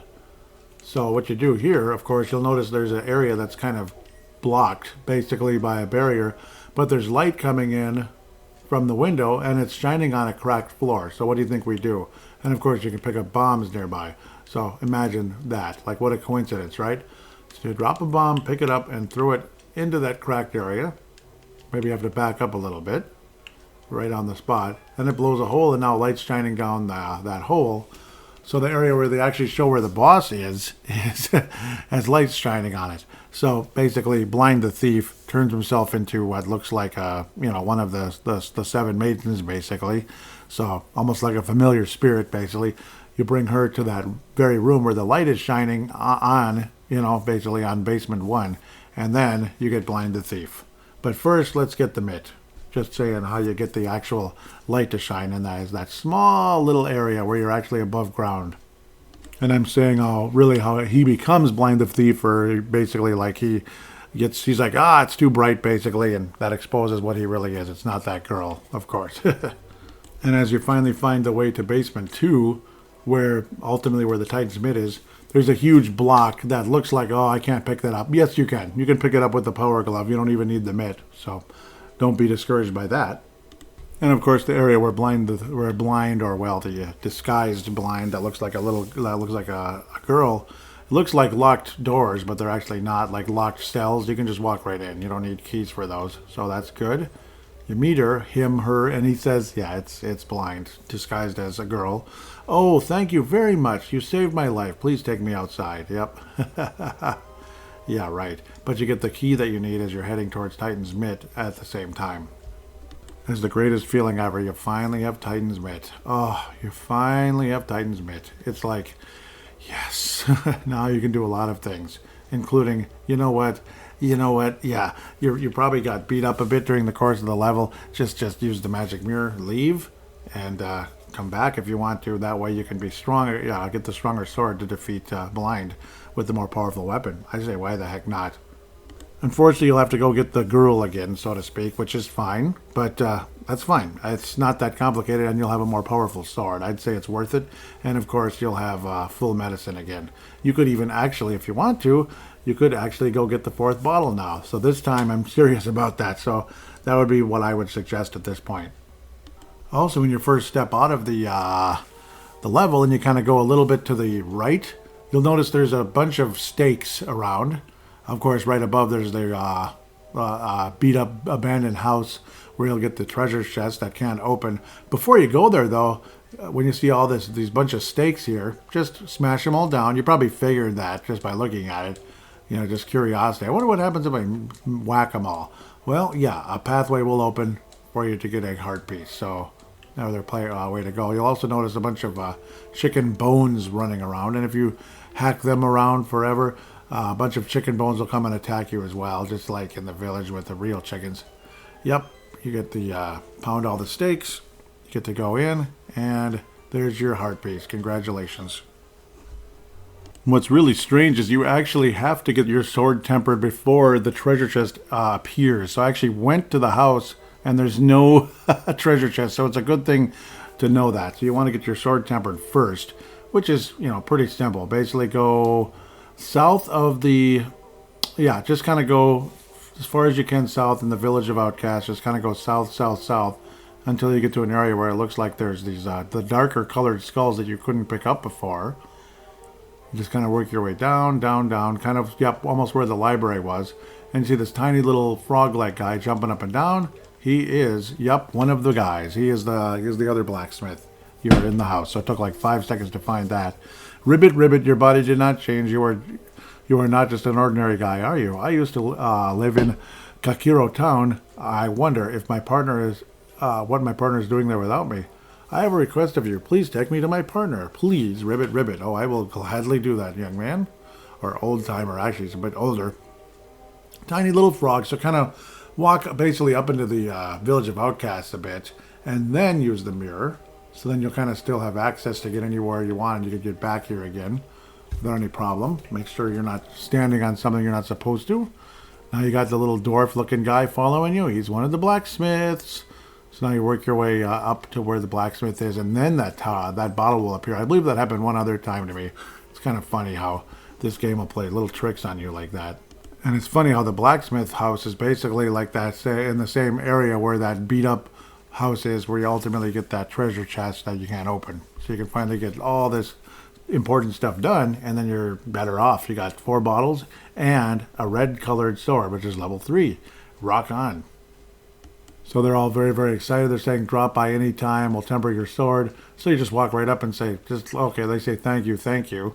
So walk out and walk back in, basically. What was the point of that? Just temper my sword already, please. You think, yeah, no, that's okay. Do it whenever you feel. No, please do it now. Temper the sword. And they only charge 10 rupees, which is incredibly cheap. And they keep asking if you're sure. It's like, well, no crap. You have no weapon, though. So what you have to do is just kind of stand around or walk around, maybe from inside the village, outside the village, on and off the screen a few times, and then you'll be able to get your sword back. And you're stronger, which is awesome. But you have to wait, unfortunately, a little bit, like a couple minutes. So obviously, avoid like getting in contact with enemies. That would be really dumb. Well, I suppose you could use other weapons, but yeah, I don't know. Well, your sword's tempered up a bit. Now I hold it. You basically have to walk off the screen and back in or so. The sword is stronger. You can feel the power flowing through your body. You've got an orange-colored sword now, reddish-colored, and it makes a different sound as it gets swooshed in the air. Rock on. So, yeah, go to your little portal you created. Come back to the same area, just a few, screens away, and you'll finally get that treasure chest you can't open and all that. Why that wouldn't appear before that, I have no idea, but it's basically a blue-colored chest, and they say just take it with you. So kind of walk around basically into the village again, because you're basically blocked other ways. So just walk into the village wherever, transport yourself back to the light world with the mirror, and kind of work your way towards the deserty area where that supposed thief, well, yeah, he's a former thief, is standing next to a sign that we've seen about 1,500 times already. Of course, you don't want to dash when you're like dragging that thing around, because you'll drop it. Link will drop it. Just walk, take your time, be patient. Like, why rush? Stupid. You can jump off ledges and it will follow you though, which is kind of funny. Now you finally have your doggone 4th bottle, so you can go doggone fill it up at the doggone magic hut and all that stuff. So yeah, just do that and then go back, rinse and repeat.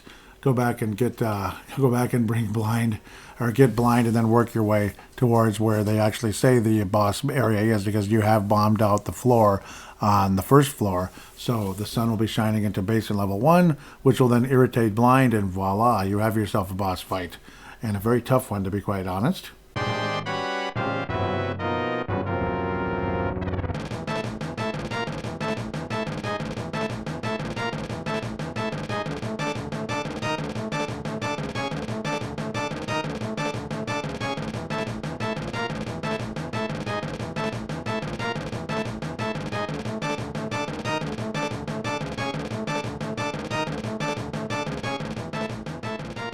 And of course, the whole time you're working your way back to get to blind and getting him to the lit up room, everything's a lot easier now with that more powerful sword. So that was worth it, right? I would say so, especially fighting blind in the first place.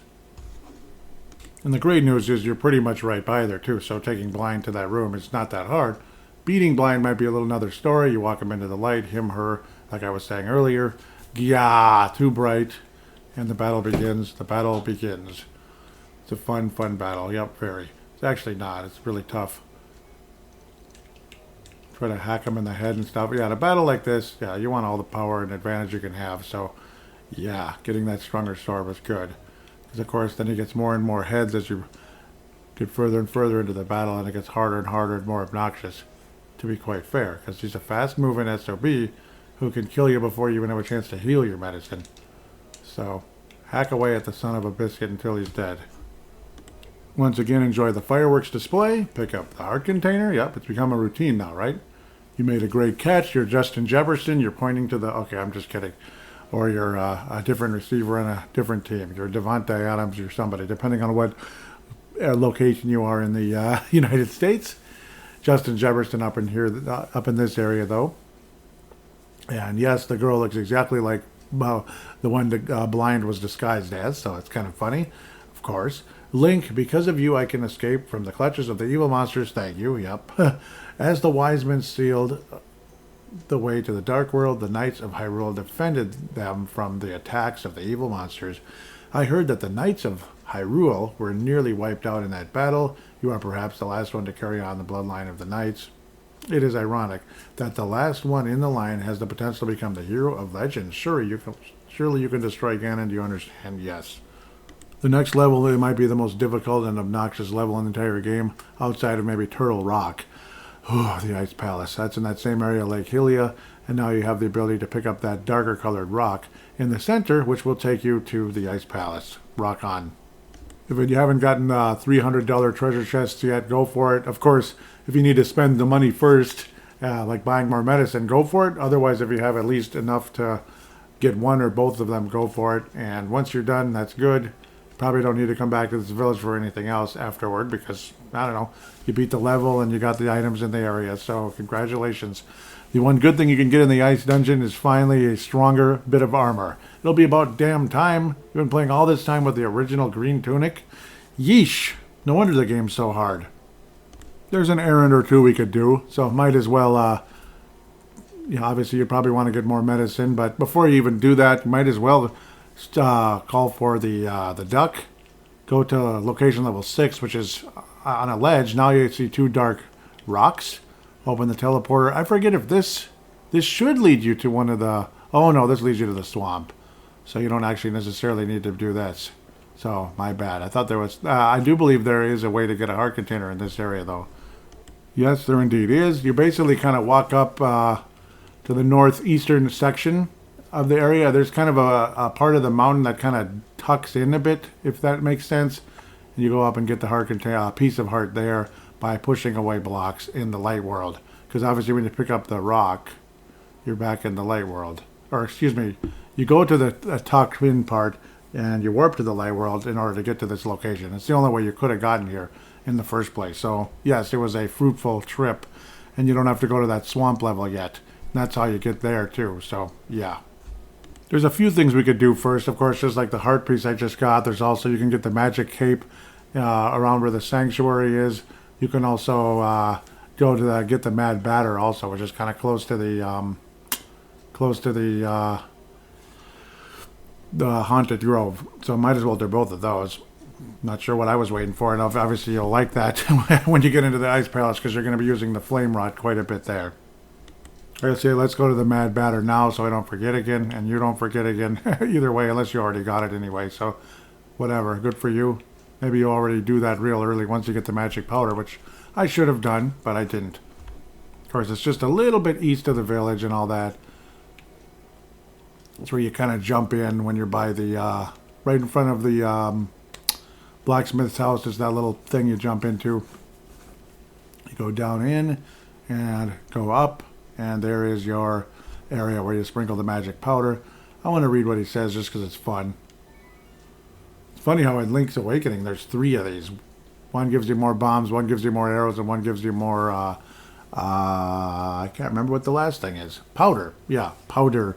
Hey, blast you for waking me from my deep dark sleep. I mean, thanks a lot, sir. But now I will get my revenge on you. Get ready for it. Is that okay with you, sir? Boom. You actually have double magic powder, so it uses up power, not powder. So your magic meter drops half as fast as it did before, which is great. So, yep, you're in good shape now. Have a nice day. See you, he says. And rock and roll. I will have a nice day now that I have a little more of that. So, good. Now let's get that magic cape, which is in the cemetery area. You'll notice one of the graves has all the dark stones around it versus all the light stones. So you pull up the dark stone to get to it, and you run as fast as you can. Yeah, you dash into the gravestone because you can't do anything else. It'll pop open, and there's your magic cape. So again, another item you can get now that you have the Titan's Mitt. Isn't that wonderful? The magic cape basically makes you invisible so you can pass through barriers and such. You'll need that in the in Turtle Rock for sure. So that's definitely something. And over spikes as well, but unfortunately your magic meter will be used up pretty quickly. Good thing you just cut the magic use in half by getting to the Mad Batter.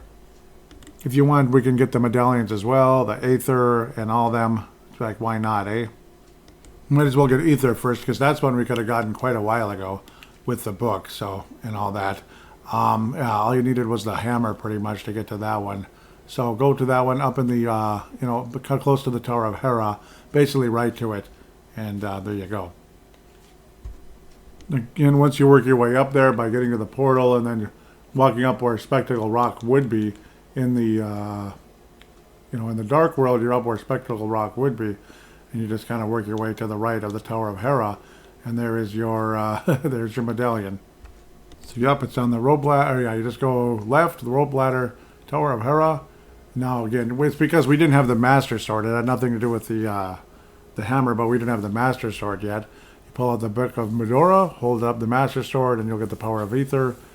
The tablet breaks, and you got your medallion. Kaboom!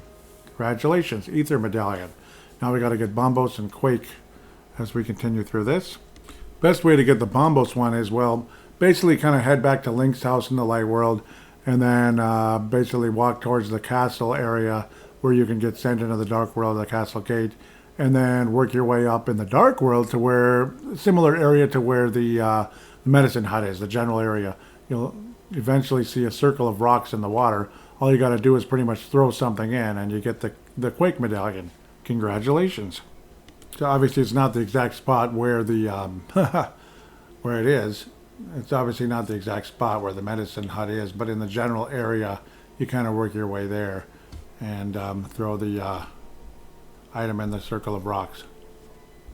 It's actually a bit to the north, basically, of where that, the same building of where the medicine hut is, but obviously quite a bit north of there, to be fair. I thought, for some reason, I kept thinking it was just to the west, but it's to the north a bit, but same general area, of course.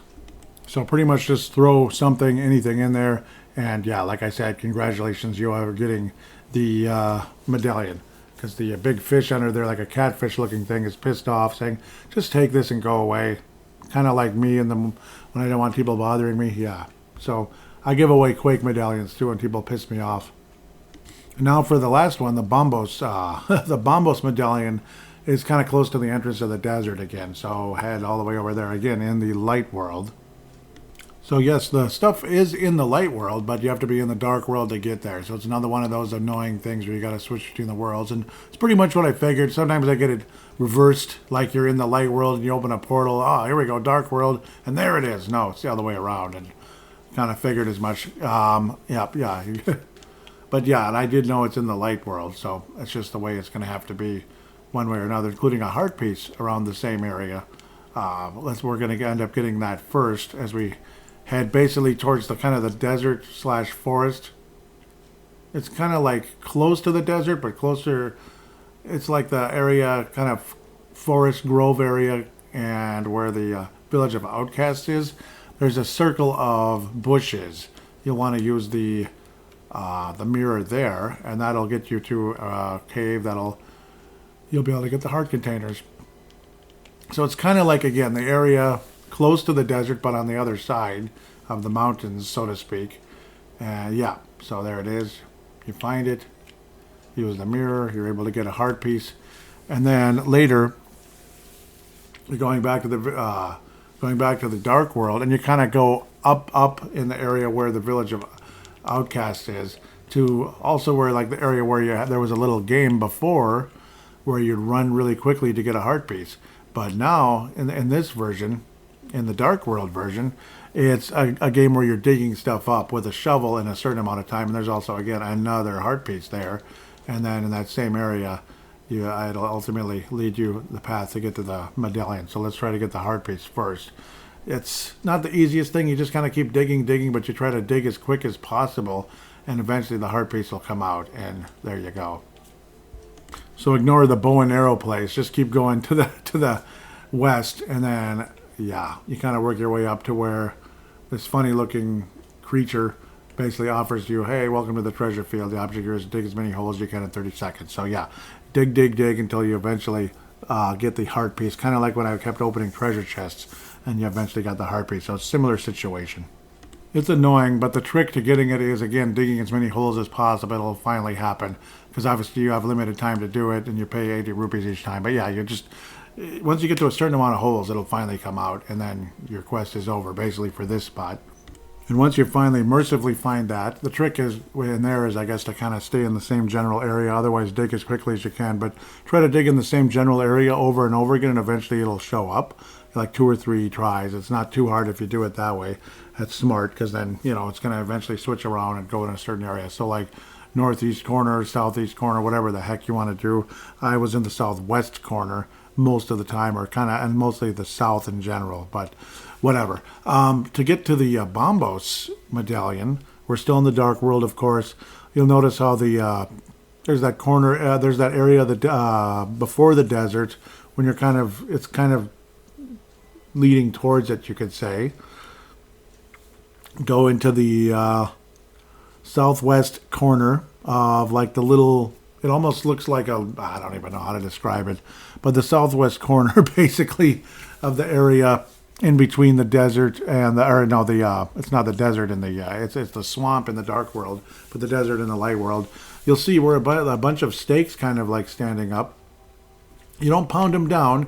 You go in that area, use the magic mirror. And then now you're on the ledge you couldn't reach before in the light world. Book of Madura. And you have the Bombos medallion. Congratulations, that's finally over. So wonderful to have. It's kind of a fiery thing and does a fireworks display, basically, while damaging the bad guys.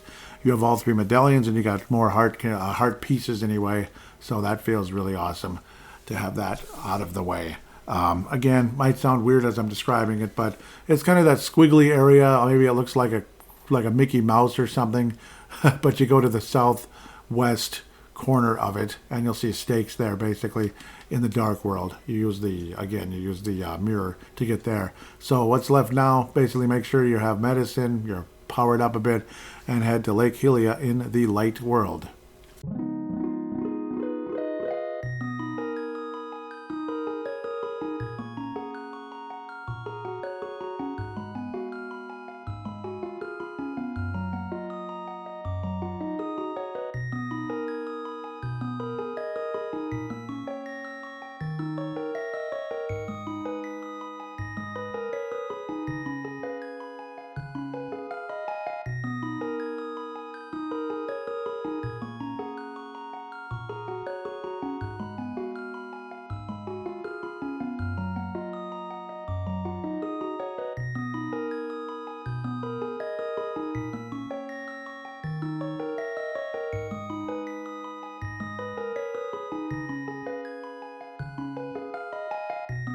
And as you get to Lake Hylia, basically the general area, if you're in the upper, let's say the upper western side of the lake, you'll notice there's a solitary island with a heart piece on it. So that's another situation, and obviously there's no way to get to it.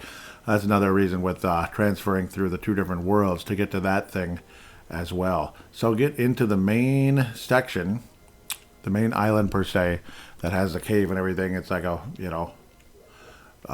fountain of happiness. Pick up the dark heavy rock and all that cute stuff. Go into the portal, and you're in the Ice Palace area, Ice Palace region, something like that, and you can just go right on in. Isn't that great? Right out of the gate, you want to equip the fire rod, because you get these ice monsters that come right for you that die in one hit from the fire rod, but oh boy, that gets expensive when it comes to the magic meter. Of course, you'll want all your bottles filled with blue or red. I have 3 blue and 1 red personally, and the on the tablet on the wall, basically where you talk to the elder, he says, "Link, magic flames will protect you inside this icy dungeon. He doesn't talk about watch your magic meter or be careful. He does say something about that. And I do think he talks about that on level 7 for sure. You'll also notice there's a lot of icy floors. It's going to make this level extremely annoying to deal with. So be ready to be ticked off and maybe try not to break your TV screen. But if you do, I understand.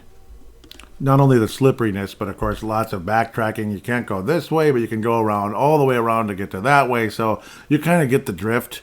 Again, it's, yeah, like there's a part right away where there's 4 different directions. You can get to 2 out of 3, or you go in and out of the room to get to here and there. So you also get these green looking monsters that slide on the ice to try to hit you and all that. They look like penguins, I guess, with alligator teeth, kind of something like that. So that's a new character, and they also are very generous, dropping off little magic bottles, big and small. So sometimes if you need magic, why not hack away at those guys? Cute stuff, right? Like, would you believe how close we are to getting to the big treasure? But yeah, you're close to it, but guess what? You got to go about it the long way. It's a lot of fun. And believe it or not, this thing goes all the way down to basement 7, which, of course, you just press the map and you'll see it. So yeah, also to say, if you didn't get the mad batter yet, if you didn't get to the mad batter yet with the magic powder like I talked about very recently, do it. Yeah, do it. Just do it. Not Nike related, just freaking do it, okay? And another new monster you'll eventually run into is like the giant Stalfos. You hit them once, they kind of fall apart, or so to speak, to the ground, but they would just keep getting up again. What you have to do when they collapse to the ground, so to speak, is drop a bomb on them, and let it blow up and kill them. So there's an interesting boss in Link's Awakening where it's an actual boss, one of these, where you hit him multiple times. It's kind of a fun level, but that's quite a bit later. And yeah, we'll do that game review someday. You also have one of the most annoying rooms in the entire game where there's spikes everywhere, those obnoxious creatures that come out of holes forever and ever and ever and ever and ever. They're like shadow creatures, whatever. And the floor is constantly moving, and it changes directions over and over and over again, where you can go into the spikes and hit the bad guys and all that. It is just obnoxious. So again, this has got to be up there, one of my least favorite levels in the entire game. All the backtracking and wrong guessing and all that alone can drive you to pure insanity. Yeah, it's one of those. Well, I got to the treasure chest, but guess what? Yeah, I don't have the stinking big key yet. So, isn't that great? Isn't that the most wonderful feeling? I was able to get to the treasure chest, but big key. Yeah, you gotta get that first. So, yeah, it's just part of the fun of it. It's all part of the show. You also get to a area where there's a statue that looks kind of like like big, kind of like a goblin or something with its tongue sticking out. Take a wild guess. Pull the tongue. Yeah, like the power glove, the Titan's mitt, whatever. Just kind of press the A button and pull backwards, and you open the door. It's kind of funny, but yeah, that's another effect. That one actually leads you to the big key, though, which is about as crucial an item as there is in this entire level, which is freaking awesome. Oh, just seeing that big key in my possession now, I feel so much better. Oh, yeah, it's a good thing. Yep, I have the compass map and big key or master key. Let's just call it the big key, because the master key in previous Zelda games takes you to, can open every door. That is not what this does. It opens, doors with the large key hole and the large treasure chest. So eventually I'll get to that all-important treasure chest, the large one, because, you finally can get some stronger armor, because, yeah, the green thing sucks. It's time to get the stronger armor. Let's just move on with that immediately.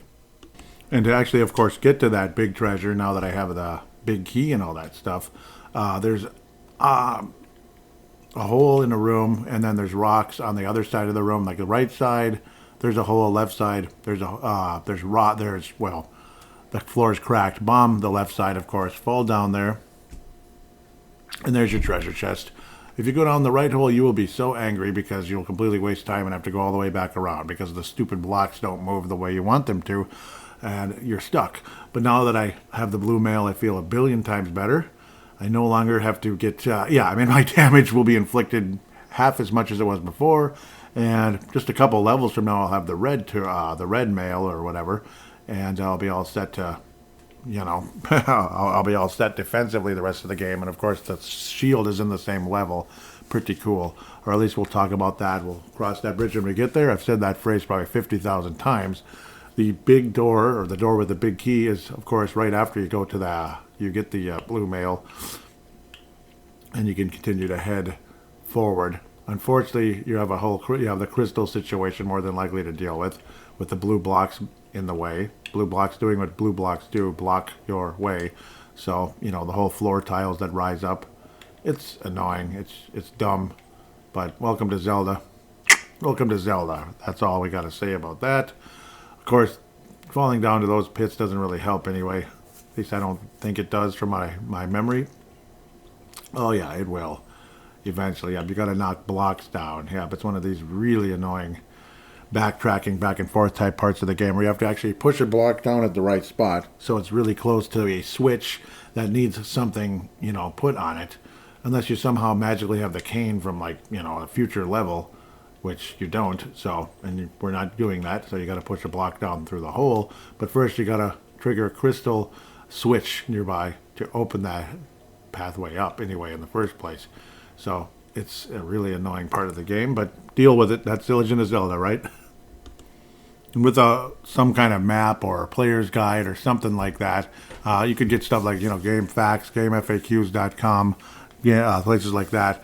You're gonna probably get forgetful and frustrated along the way and what direction to go and all that. So this level, I definitely recommend any type of FAQ or player's guide. Because, that's not what I'm here to do necessarily. It's to give you a podcast describing the game and the positives and negatives of it along the way, and kind of doing it while playing it as well. It's a fun way to do it, but it can also be tough. Just painful reminders of how freaking hard certain parts of this game can truly be. Like this freaking level, which I've never enjoyed this level. In fact, this was one of the reasons I stopped playing the game for a long time and didn't finish the game, was because of this level. It's put into perspective of how I feel about the Daunted Ice Palace. Not to mention Turtle Rock coming up as well. There's a lot of that kind of nonsense in that level as well. And of course, you use even more magic in that level. This is just a freaking, this is just an appetizer when it comes to using magic and such in a level. It's just an appetizer. This is your little shrimp appetizer. This ain't no Rocky's Choice yet or anything like that. Rocky's Choice is in Turtle Rock. And one of the crucial things about when I was talking about getting to a crystal switch, well, what I didn't have before was a freaking key that I needed. So make sure you pick up all the little skulls, because there'll be keys underneath some of them in certain rooms, especially the busy rooms where there's the green penguins running around, sliding around. Pick up all those skulls, because there's about 2 or 3 rooms like that. It's an obnoxious place where you're going to slip around and crash into things and get hurt. But pick up every one of those until you know you've gotten a key, because pretty much every one of them has a key of some kind in them. Me not having that key just wasted a bunch of time having to backtrack to find one in the level in an unknown place. See, now I'm pretty much ready to rock and roll. Yeah, I'm on the correct side and everything. Well, actually, I'm not, because the really annoying part is where I need to push the block down is on the other side so I have to basically go around, and I'm not even going to bother falling because that would be stupid. So I'm going to try to basically go in a circle now to get to where I need to be to ultimately fall down the correct hole. Well, push the block down and then fall down the hole.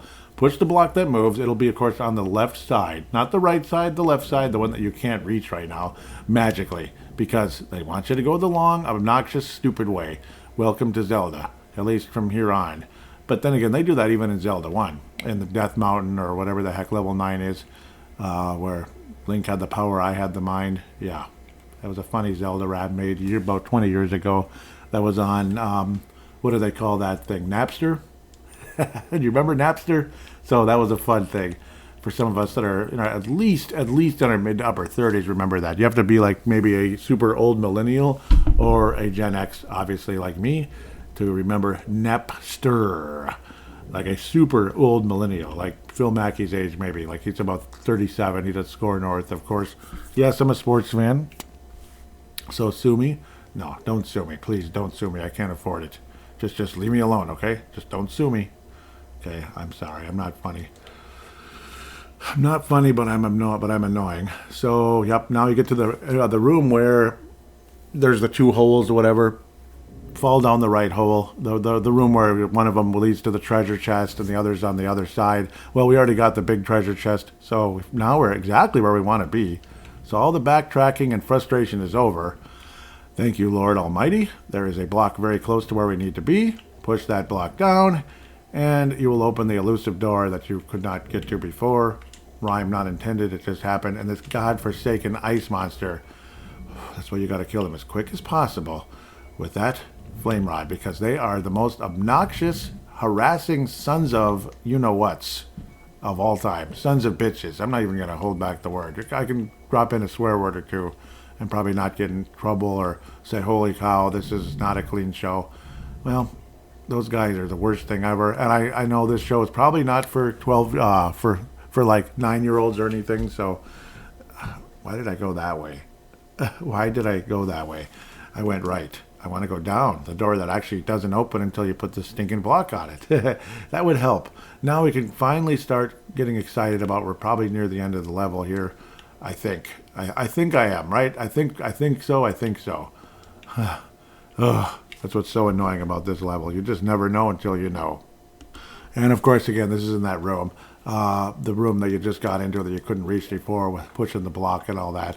Open up everything, like pull the statues out of the way. But even before that, go to the right side and get everything there as well, because why the heck not? And whack the moles on both sides. Then you pick up the big block, fall down the hole, and this should be final fun time. It's this creature in a block of ice, kind of a cloud creature that looks almost like something from Kirby or something. So, of course, what do you think you're going to use here? The fire rod, at least on the ice. It gets harder and harder as the battle continues. No surprise there. And the ice is gone. The ice is gone. And I'm damaged pretty bad, so heal up. Because once I got here, I was already damaged, which is annoying. But you can use your sword against the clouds. You don't have to use the fire rod. So just hack around. It splits into 3. Kind of almost like 3 cue balls, but they're clouds instead now. And you get hit by ice blocks coming down from the ceiling, which is flippin' Saunders annoying. One of them died. Thank you, Lord. Enjoy the fireworks display of one of them dying. Anyway, second one's dead. Thankfully, I still have at least 1 bottle of medicine remaining while avoiding the obnoxious falling ice. As I just continue to hack away with the guy. He is kaput. Fireworks display has begun. Grand finale. Isn't that cute? Heart container received. Oh, yes. And the ice palace is over. The ice palace is over. Celebrate. Or whatever you'd play. Oh, thank you, Lord. It actually wasn't as hard as it's been sometimes, but I guess it's just random experience where I just remember or I have a clue what the heck I'm doing. Link, because of you, I can escape the clutches of the evil monsters. Thank you. Isn't that interesting that every maiden says the exact same thing at the beginning? Cute, isn't it? Anyhow, they say the Hylia people controlled mysterious powers, as did the 7 wise men. But the blood of the Hylia has become thin over time.